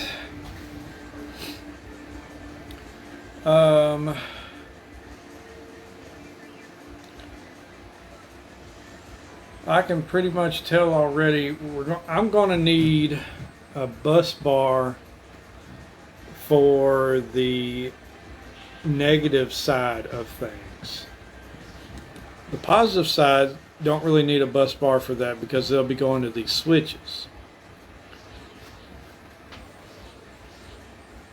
However, on the negative side,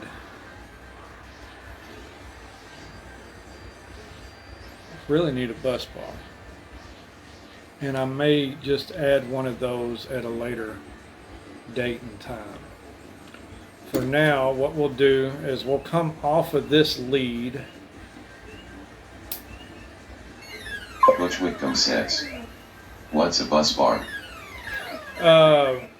Butch, a bus bar is basically it's going to be a power block where it's going to have a lot of screw heads in it where you can put wires to it, and then it feeds. You just power one side of that bus bar, whether it be a ground or a positive. You'd have to have one for the other.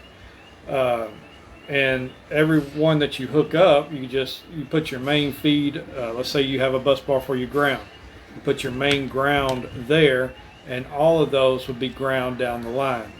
And the same way with positive. You put your positive feed at one end, and then all of those screw.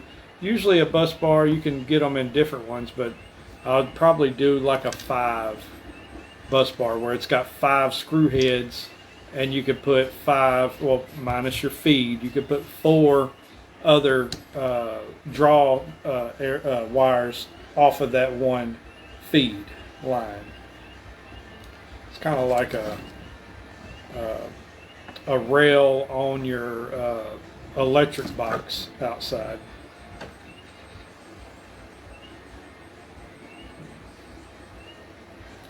So we'll just give this a little extra, and we'll add a bus bar later.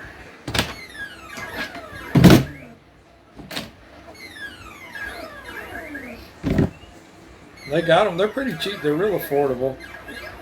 I just wasn't thinking, I guess, when I was getting this other stuff. I might go, that's what I'll do tomorrow. There we go. There's something for me to do tomorrow. Go get a bus bar from Harbor Freight. Pretty sure they got them. I know Lowe's has them. I might look online first before I head to Harbor Freight if Lowe's has them, because I got to pass Lowe's to get to Harbor Freight.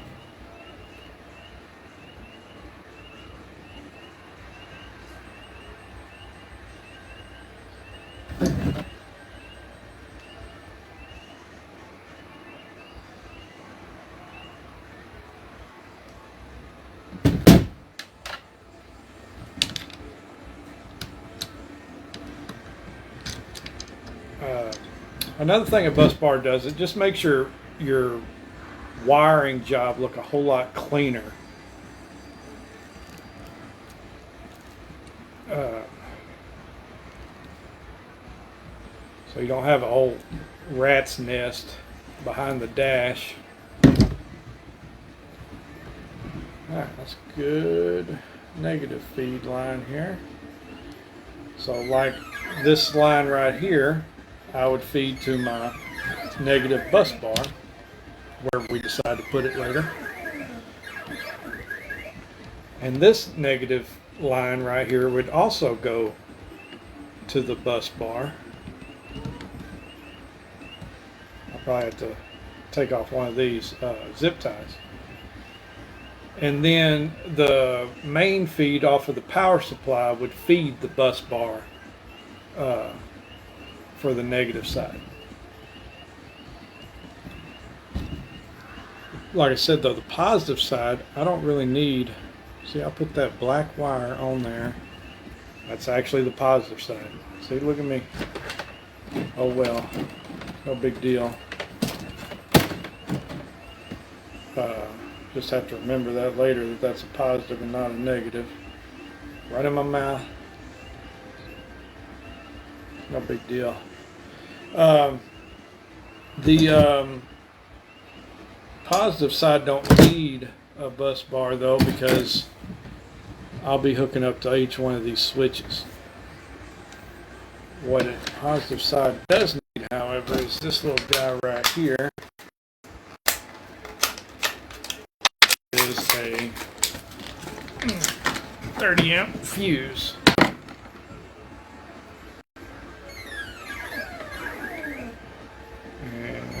I should have got the fuse out from, let's see if it comes with a fuse. I doubt we'll get that lucky. Nope, don't come with a fuse.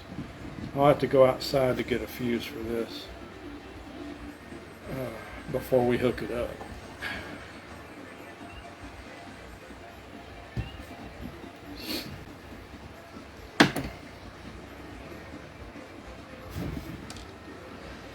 Well, anyway, so our first little mess up, at least it wasn't a bad mess up that we had. not a bad mess up. I've had a whole lot worse, so we're gonna keep on trucking.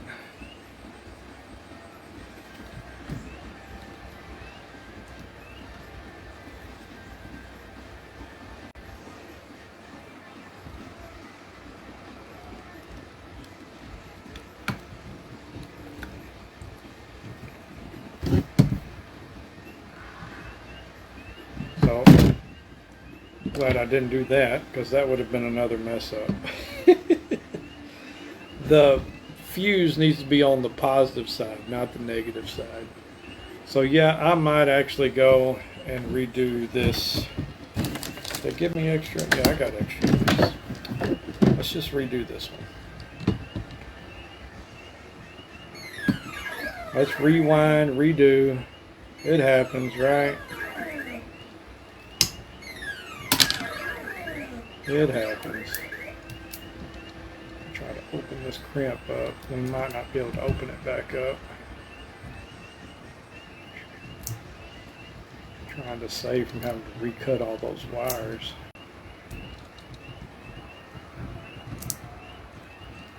Come on off of there.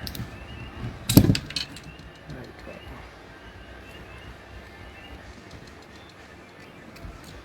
I will say it had a good crimp on it. That's good.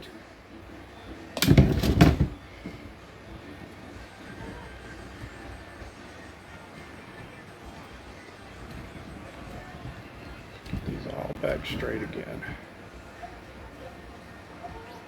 Let's try it again. Hey, Wes, don't put that black wire on there. This is the positive side.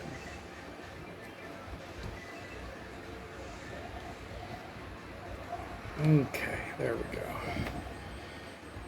Now, it's like they knew I was going to mess up. I was like, oh, let's give him an extra 3 of these things. He's going to need them.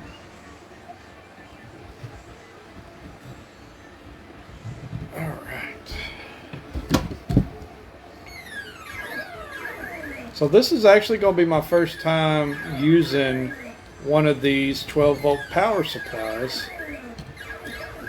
I've seen lots of people use them for like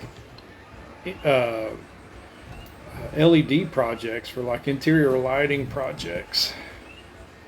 So I'm kind of excited to see how that's going to work. I'm also curious if it's going to have any type of noise in our in-dash CD player. Y'all remember some of them vehicles back in the day? They had to have all kinds of noise isolators because the spark plugs or something or another would have a whole lot of feedback and cause a whole bunch of havoc in the radio systems. So I'm curious if we're going to have any of that in this power source. Okay, so this fuse is going to go into on the positive side. So this whole fuse block, or this whole switch block, is then fused.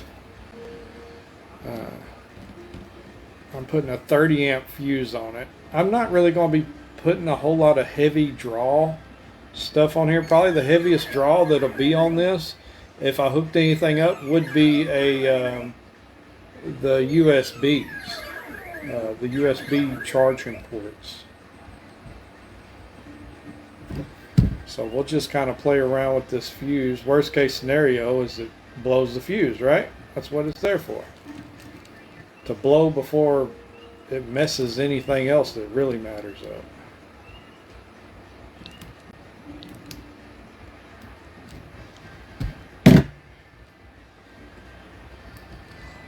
Got us a good connection there. Now this wire, we're going to re-salvage it. I'm going to cut it off actually. I'll try to save all the wire on it. And we'll put it over here on the negative side.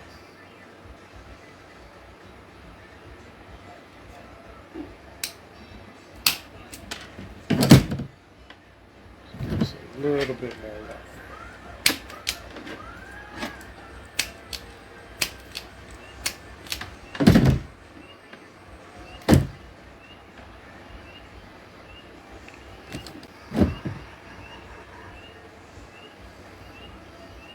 See, I talked too good about my wire strippers, but I think it messed up because we had that crimp on it. I think that's the main reason there was a little issue.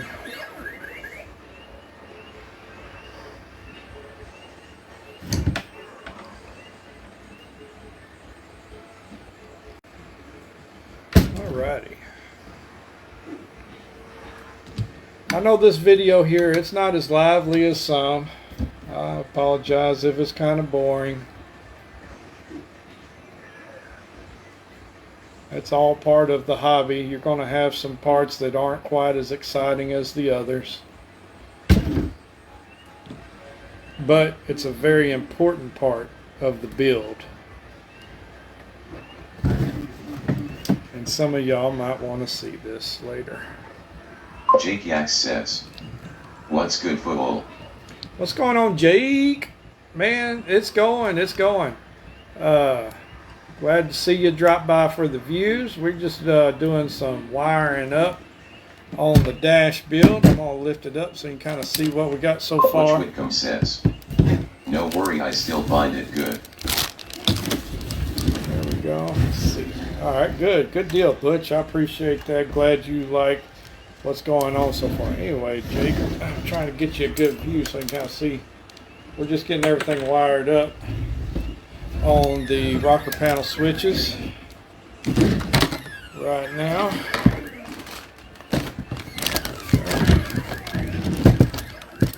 Come on, work with me. There we go. All right.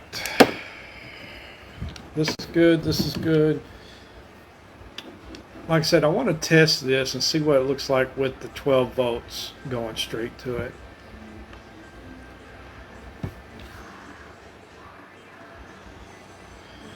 I would think the LEDs could take them, but I don't know. We're going to try it.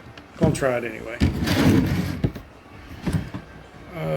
What else do we have here? What else can we do? This positive, we can put a spade terminal on the positive. Jake Yax says, "Been trying to watch you on the phone, but it's been buggy. Looks great though." Man, so I appreciate that, Jake. I don't know what the deal is with some of my lives. I don't know if it's a Facebook problem or if it's a me problem, but like, I like to go watch my lives after I post them. I really do. I like to go back and see how I can do better. I like to go back and relive some of that interaction and just basically watch my whole build.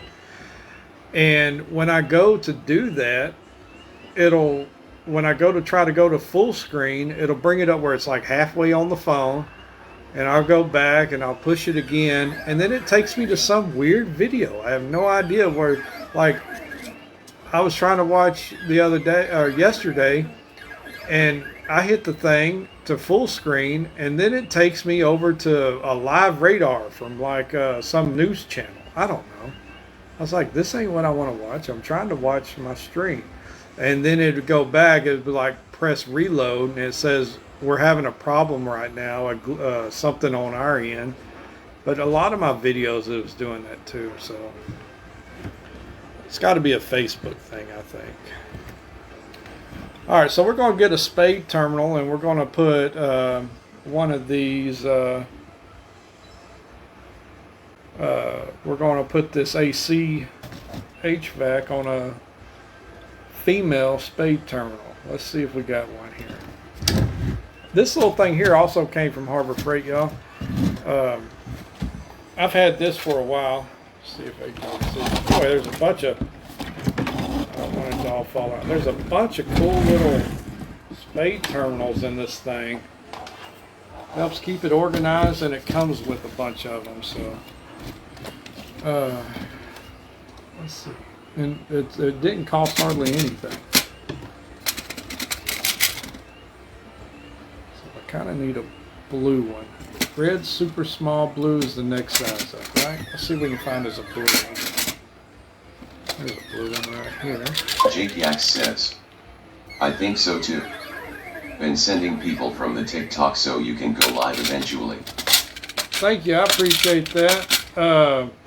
I'm trying to get, I'm at 70 followers right now, Jake. I gotta have 100 to go live on Facebook. I gotta have 1,000 on TikTok. Oh my gosh.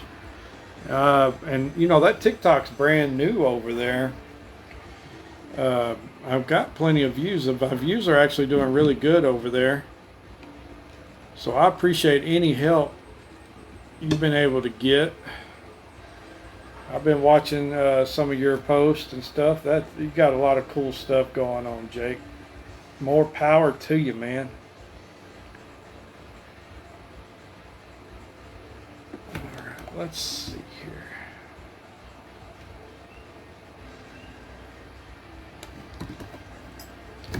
What you think about the build, Jake? What do you think about it so far, man?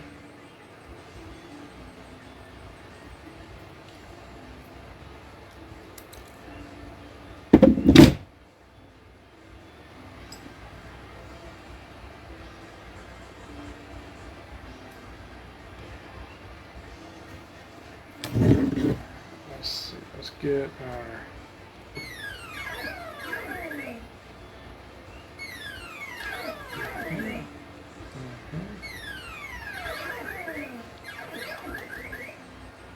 Jake Yax says, love it, kinda jealous LMAO. I hear you.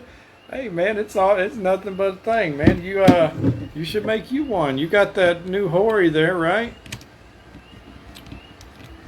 I bet you it wouldn't be nothing to make one. Just gotta have the time and the want to, man.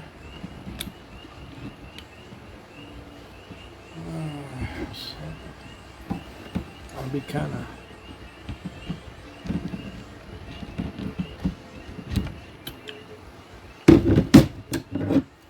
See if I can do it with these.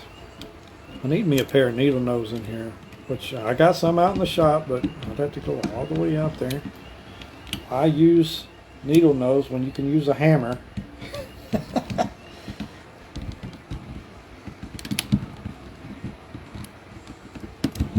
There we go. That guy. That's good. That's good.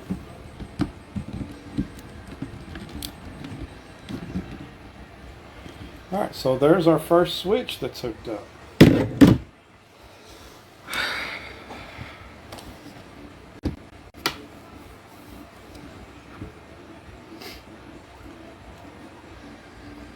Jake Yax says, yes, but it's sealed up good. Kinda afraid to break it down and try to build it. Yeah, I get that. I definitely do. Yeah, your panel buttons are kind of right there a lot on your gear shifter. You would kind of have to, if you did anything, you'd have to put that gear shifter in the dash with your panel buttons, kind of like a. You remember them? What was that car that had that gear shifter right there in the center of the dash? A Honda or some sort had something like that.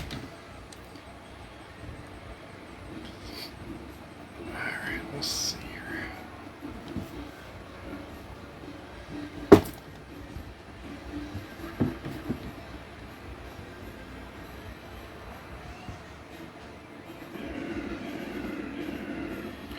All right, so the way I got this hooked up now is running 12 volts straight to it. I do have that 9-volt converter. I want to kind of see what the lights look like with 12 volt. See if we can get that to come Jake on. Yax says, Honda Odessa, I think it was a minivan. Oh yeah, I got you. That thing, it was real weird. It was right in the middle. I think even the standard, yeah, it was a standard. It had the gear shifter up there. Now there's some of them trucks over there in the UK that have them gear shifters in the dash center like that.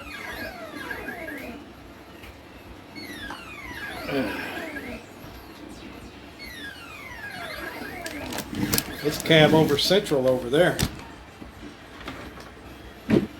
Let's see, where are we at? What are we doing? I want to look at this power supply. I guess that's kind of where we're at next. if we're going to be doing any kind of testing. Let's see. My bad if that was loud, y'all. Dropped the phone. Alright, so here's our power source. Okay. Looks like an amplifier. Straight out of China.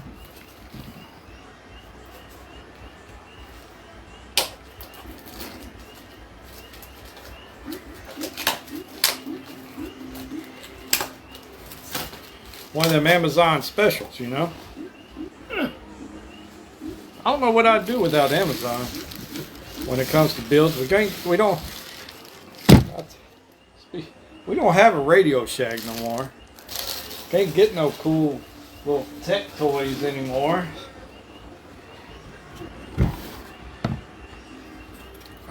Butch, if you're still with us, this actually has a bus bar. That's a bus bar basically right there, except the bus bar I'm talking about, it would have all of those would feed the same power going to it.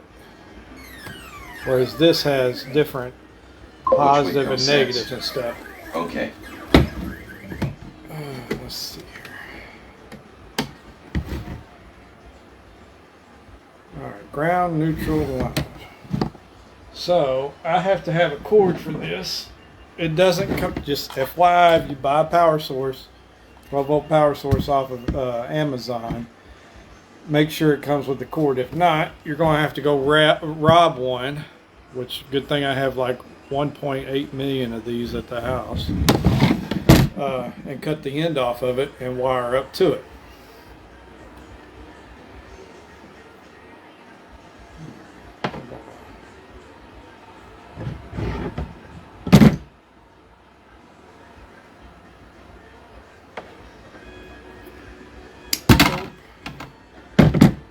Don't need that's the end you want to cut off. That would normally go into like a computer or something. That's a 3-wire. I don't have a micro lens on these cameras, and I got my autofocus off because whenever I'm streaming at night and I got the cameras on my TVs, I have to leave the autofocus off because it'll try to focus on random things on the monitor. I don't know if this thing here will work on these multiple wires. No, it's not going to work. I'm going to have to go get a razor blade. Open this up, it looks like. Be right back. 5 seconds.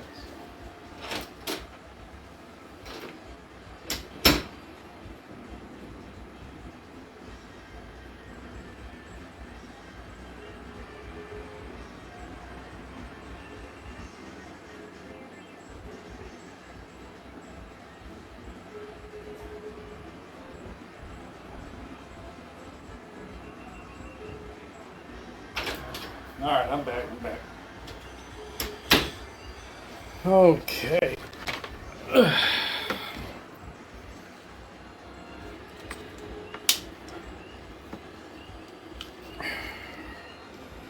All right, so we're going to strip this outer insulation off without getting into the inner 3 wires.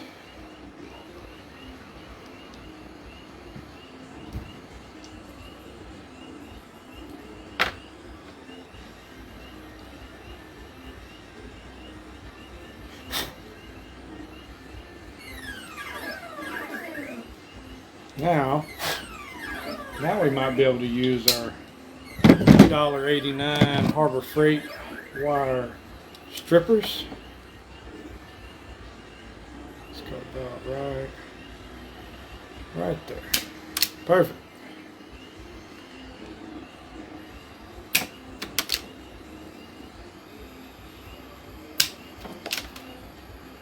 You would think a big old cord like that has bigger wires than that. That's some little bitty wires.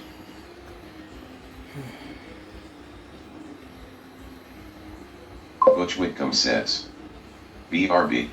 All right, we'll see you here in a minute.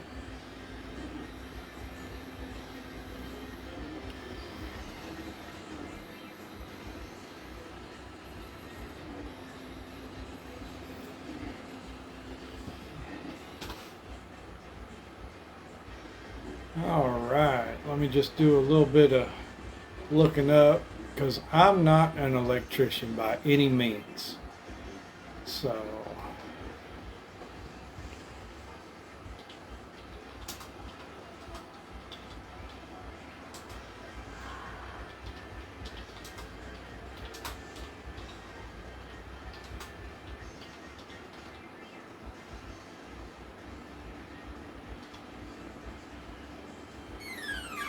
alright, black wires are hot. Jake Yax says, White wires I are used to have a neutral. wire stripper, lol, don't know where it is. I'm the same way with I have a crimper, a ratcheting crimping tool, and I don't know where it ran off either. But if you go by Harbor Freight right now, they got about 4 more of these guys right here for $1.89. That's cheap. It's like blowout closeout or something. $1.89. That's a steal of a deal. Come on. Let's see here. So we're going to do black wire is hot. So that's going to be line. So we'll put this on the line.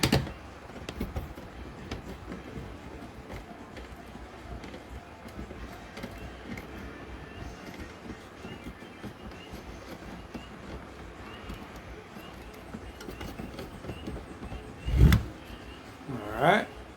White wire is neutral.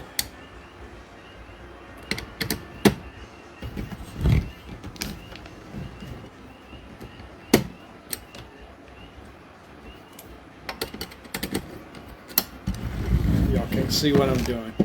I apologize. I keep forgetting I don't have a camera behind me. Usually when I'm streaming like my games, I have a camera behind me at some point somewhere, and they can see everything that I'm seeing.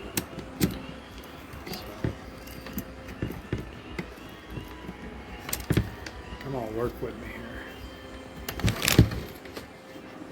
In my little work area here, my OCD is about to get to me because I can't handle all this randomness going on. Alright, there's the white wire.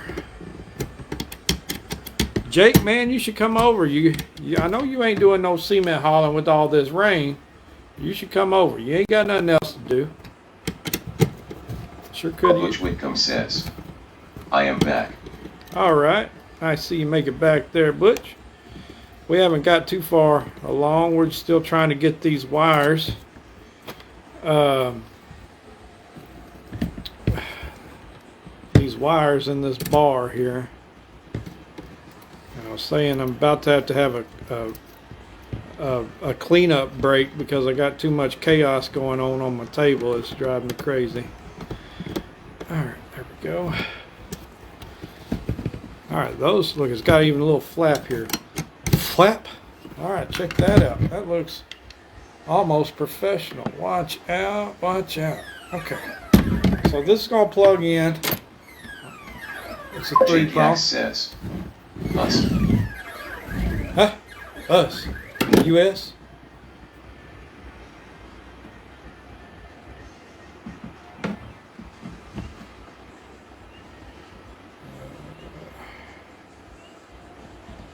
Huh? What are you talking about?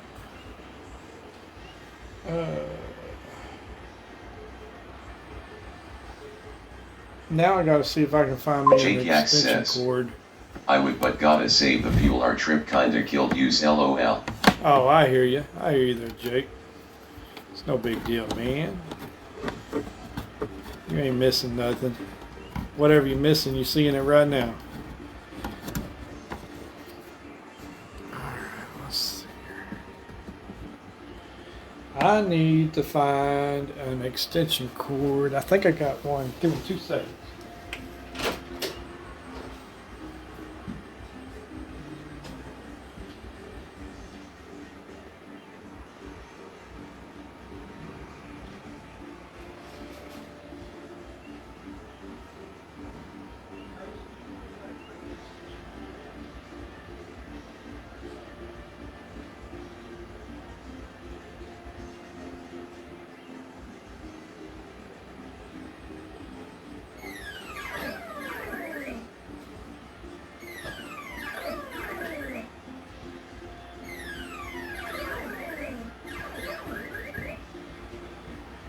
Alright, I'm back. I had to find a 3-prong extension cord.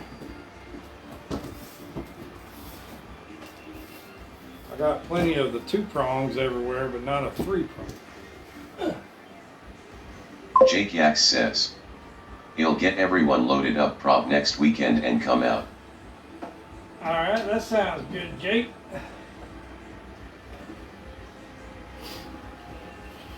Sounds real good. You get too bored tomorrow, you know where we're at. Alright, let's see if we can plug this up. Alright, we plugged it up. And we have us a green light. There it is, green light. Watch out, come on.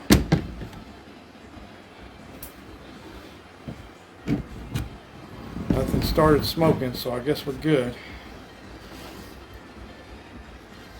Alright, let me look. Where is... Did any paperwork come out of that? Jake Yax says, LOL was waiting for fireworks LOL. I'm telling you, I was too. I got a little... There's a little set screw over here that says adjustment. To the left is A, and to the right is V. I guess more volts to the right and more amps to the left.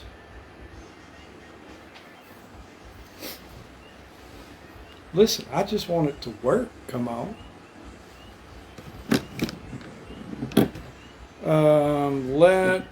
I have to go find... Let me go find a 30 amp fuse real quick, because I got to put a fuse in this. Now this is going to take me like about a minute and a half, so bear with me.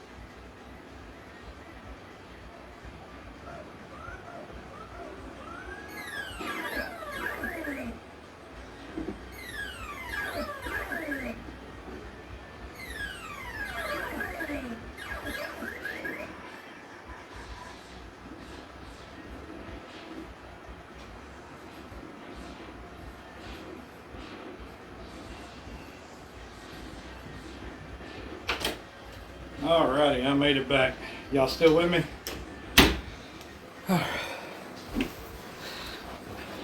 Found 2 of them.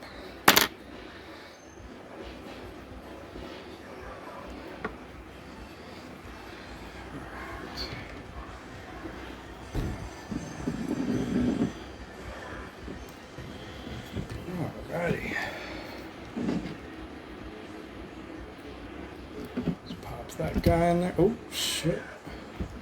We're going to pretend that didn't happen. That thing just bent all the way over when I plugged it in.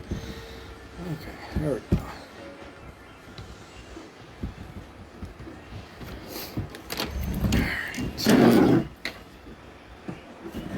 Heather Bunch says, here.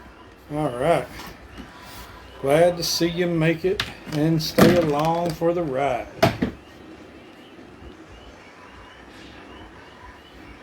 Alright.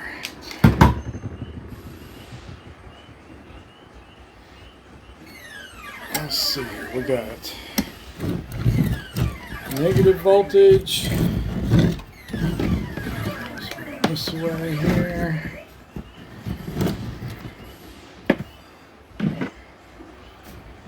Voltage negative is to the right. We'll put it right in the center.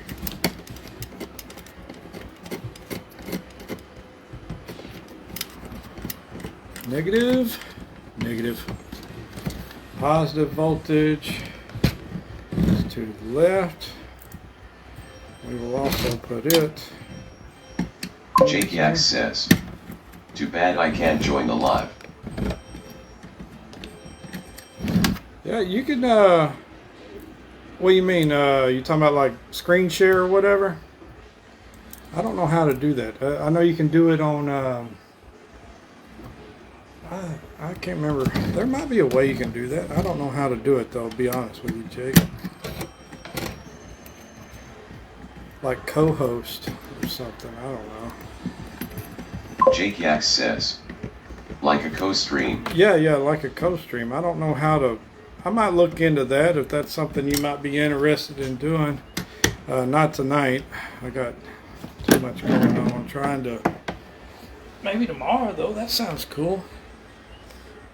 Alright, here we go. I'm about to plug it in. You get ready for the fireworks now.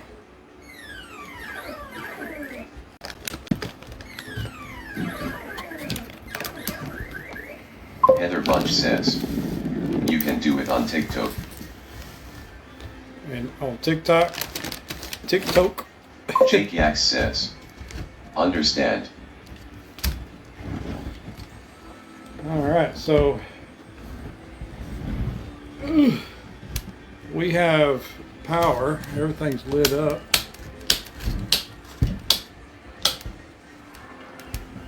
Uh, 11.9 volts. Nothing's smoking yet. Jake Yax says, that looks dope. I think that looks pretty awesome, Jake. What do you think? Heather Bunch says, hey, it works and you didn't blow up yays. Right? Let's see. Let me get over here to the big dash view. It's working.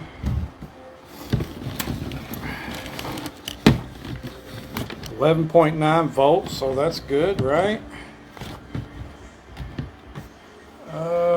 It says to the right for more voltage. There's 12 volts exactly. How many volts should we have, like all together? 12.3, sounds good.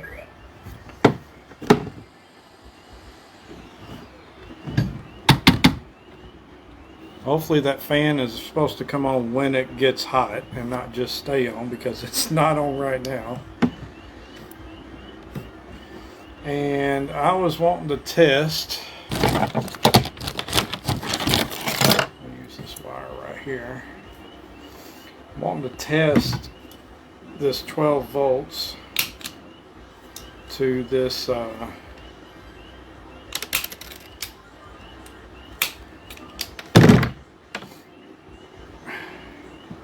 test 12 volts to this light. Jake Yax says, in a rig it's 13.9 to 14 running.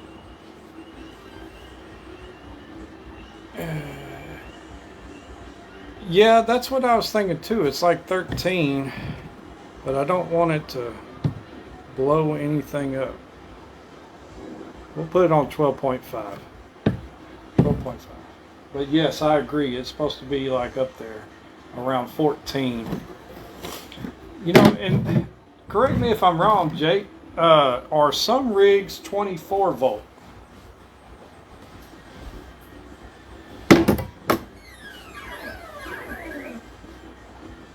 Where did my little alligator clips go?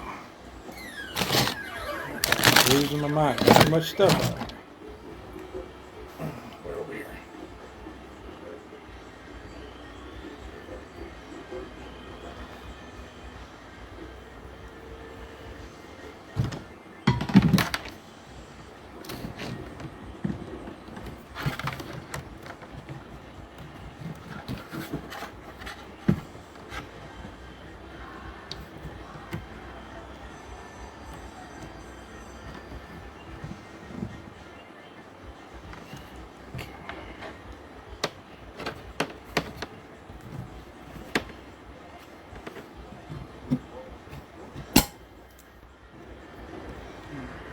Put this on the negative side. Jake Yax says, no, every truck I've ran showed 14, but correct me if I'm wrong. Now, 14 is what it should show on a good, when your alternator's running fully charged. And then when you're sitting still, it'll probably bounce down to 12 when your vehicle's not running. But yeah, 14 is a good right about.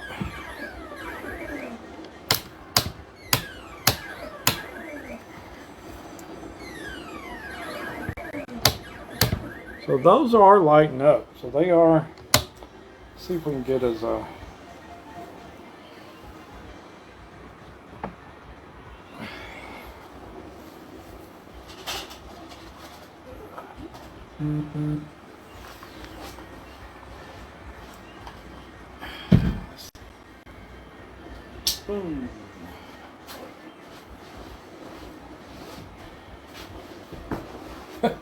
Having to shimmy around all my stuff. And let's do one more.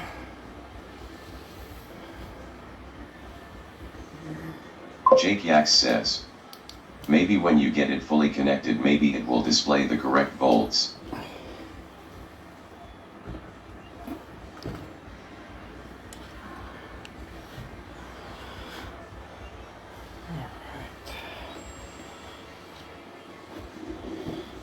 Got it kind of dark in here now, and let's see.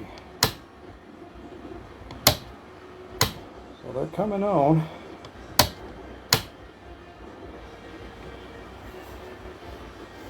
don't know if y'all are able to see it, but it's coming on there. It's working, as should. Jake Yax says, I don't know if the game I that detailed.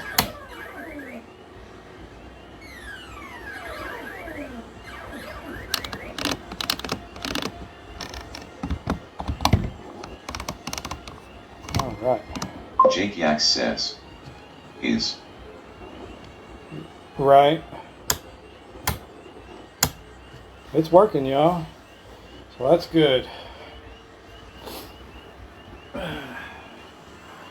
Yes.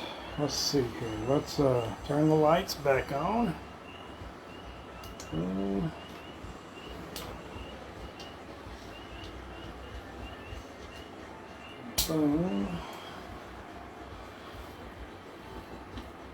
Go through my millions of rocker panel switches. Butch Whitcomb says, nice job. Thank you, Butch. Appreciate that. Alrighty. Well, that confirms that that's going to work, no problem. While we're here, we can test out and make sure that we have that those chargers are going to work.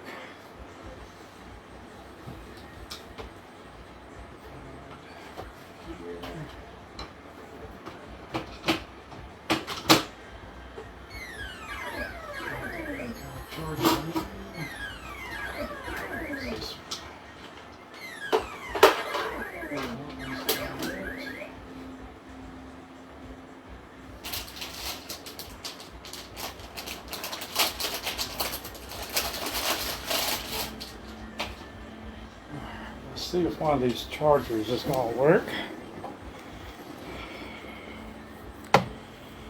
USB-C in the back. There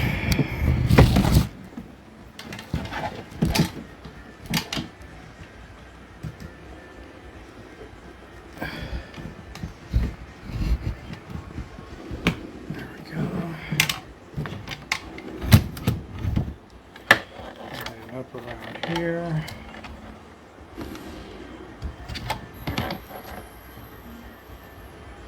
All right, our charger works.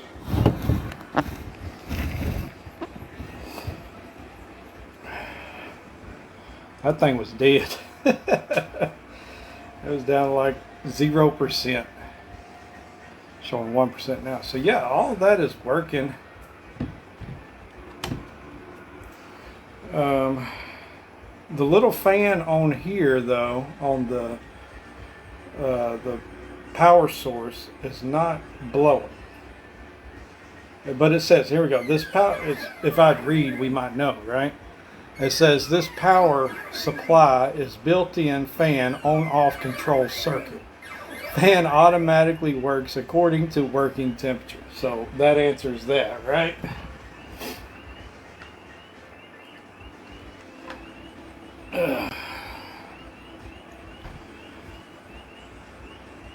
It looks like the charging little battery thing's working over there, so everything looks like it's working. I don't have anything right now that I can test the cigarette lighter outlet for, but it's there for future. That's working at the same time. Jake Yax says, "It's not warm enough, fool, LOL." Right, exactly. The thermostat ain't kicked in yet. Something else that this thing came with. Butch Whitcomb says, "I have heard of that place, Bucky's." Oh, Bucky's. Oh, buses. Yeah, Bucky's, man, if you haven't been there, if you ever get around this way, you got to check it out. Yeah, it's just a gas station, but it's not just a gas station. Like, it is, the bathrooms there are like the best bathrooms you ever seen. It's worth waiting a whole extra hour to go there just to go to the bathroom. It's a really awesome place. They have everything. If you've ever been into a Cabela's or Bass Pro, you can kind of compare it to something like that, but a gas station, if that helps you out. Let's see. So this thing comes, I don't know if that camera's going to pick this up very well, and it's not at all. Let me see if I can get it in the glare. That glare might help us out. Where's the glare? Nope.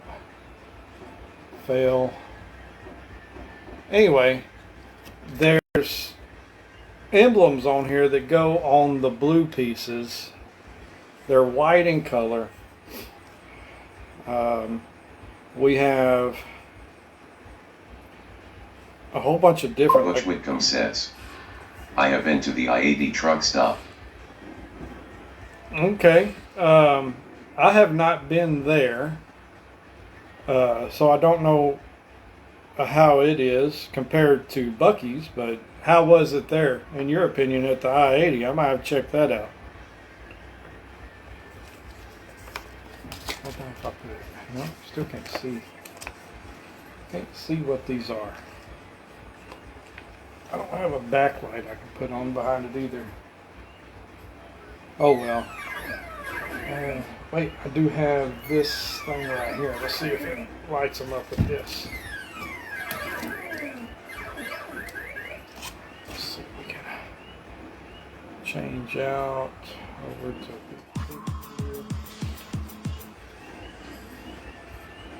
No, still not good enough. Anyway, just so you know, there's a bunch of different emblems here. Butch So we Whitcomb can says, put on there. "It's been said that it is the largest truck stop in the USA." That sounds really interesting there, Butch. Sounds like something worth checking out if I'm ever around that Jake way. Yax says, It's up in Iowa. Been to most of the biggest truck stops in the US. It's cool to check out. Really? If I ever get around Iowa way, I will definitely have to check that out, y'all. All right. Well, since this is lighting up with no problem on the 12 volt on these lights, I'm not going to worry about putting the 9-volt converter in there. That's just extra work that I don't have to do, so I'm not going to worry with it. Phone is working. I'm going to see if it'll power up. 3%. There it goes. Let's get us back to the other big dash view. There we go.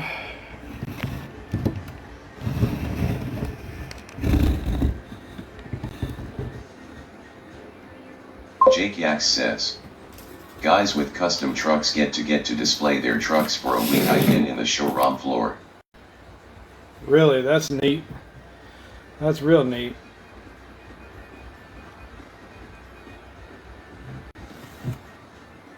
Let's see.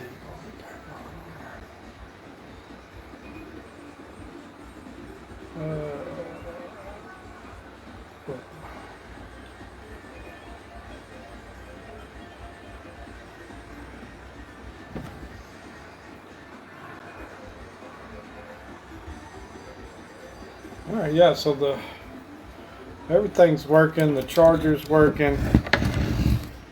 The phone was dead. That's why it wouldn't come on a while ago. So everything's back to working on that. GPS is good. Things that we have left that we're going to stream tomorrow. We have. I say we're going to stream. We can go ahead and put this in, right? We can go ahead and just at least get it situated in there. Jake Yax says, well, going to hop off. He'll holler at you, bro. Be good. All right, Jake, man, you take it easy. You take it easy. Give me a holler tomorrow. Come stop by for a review tomorrow, man. I appreciate it.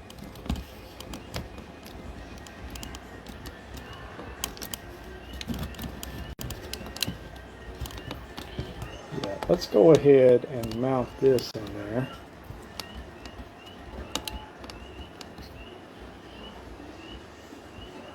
That's going to be these little guys.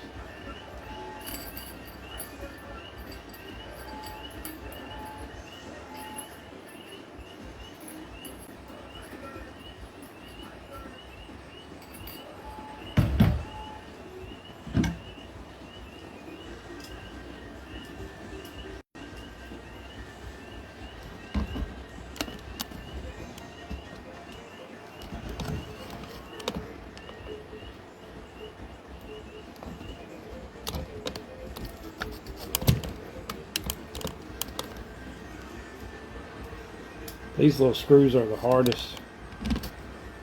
Little jokers.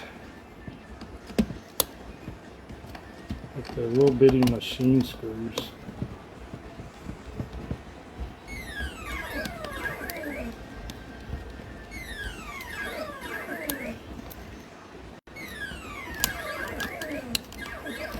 That should be going in right there. What's the deal? There we go. We got some movement now.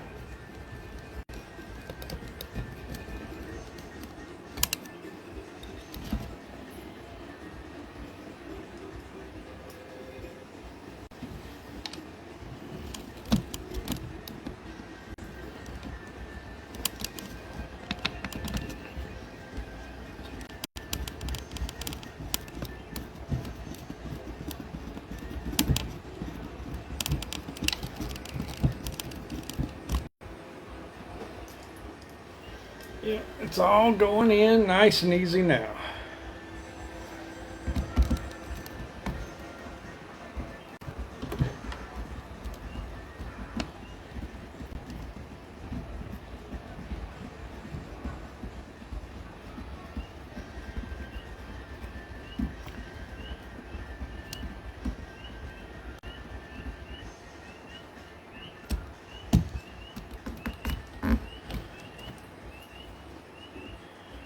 I'm afraid. So on this panel, it's got this front faceplate.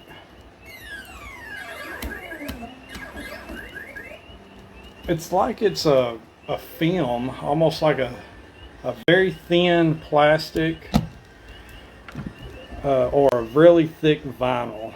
It's hard to explain, but on these edges here, it looks like it's trying to just peel up a little bit.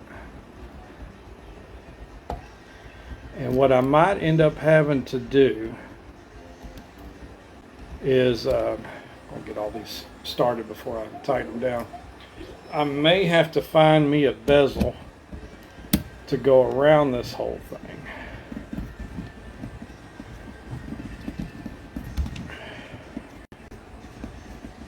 Or make some kind of bezel.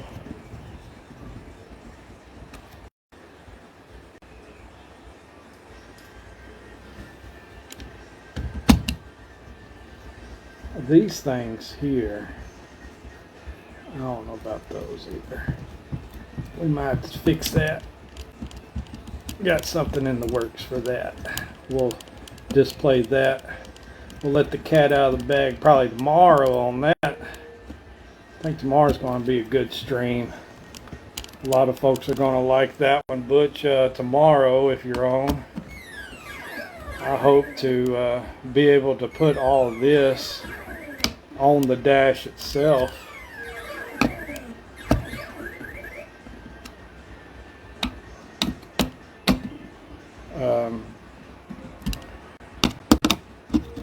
Because to be honest with you, I'll get the power block. We'll put that in. And the radio, that's going to wire up real fast because we don't have to wire up no speakers or anything, you know. It's going to just be basically only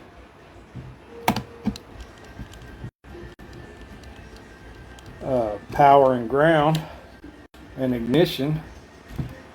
We'll put the ignition, actually it's all going to be together. Power, ground, ignition, we're going to run it off of a switch. Butch Whitcomb says, yeah, I should be here tomorrow. Good deal. Well, definitely. I'm not going to be streaming late tomorrow. Sundays, I like to kind of not be real late on Sundays. So if I stream tomorrow, it's going to be probably midday, I bet. All right. This is looking good. I'm going to turn this phone back off. Maybe. Power off. There we go.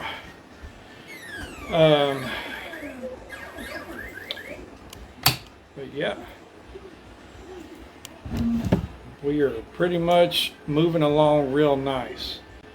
We can go ahead and actually put the radio in the spot here, because all that wiring is just a harness that'll plug into the back.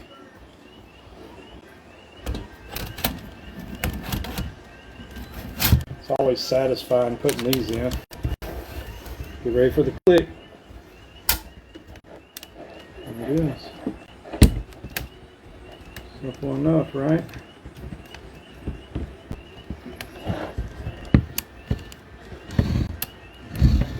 Trying to get a good view of it. It's angled, so it's hard to get it straight. There we go.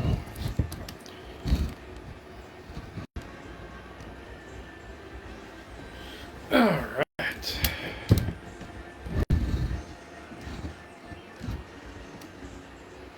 I think that's looking good. One step closer, you know.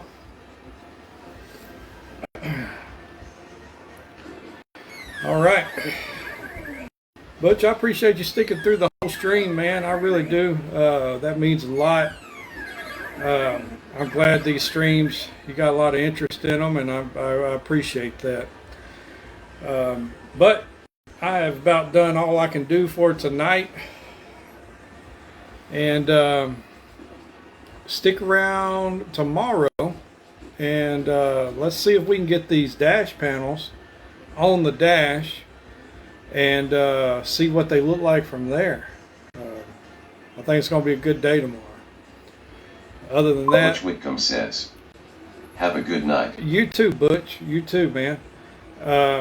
Stay safe if you got any bad weather. If y'all are popping in for some views, I know there's a lot of bad weather out there, so y'all be careful with all of that. If you have a chance, shoot over there to OpenTheGrate. Be sure to like and follow that. And man, that's all I got. Y'all have a good night. We'll talk to y'all later.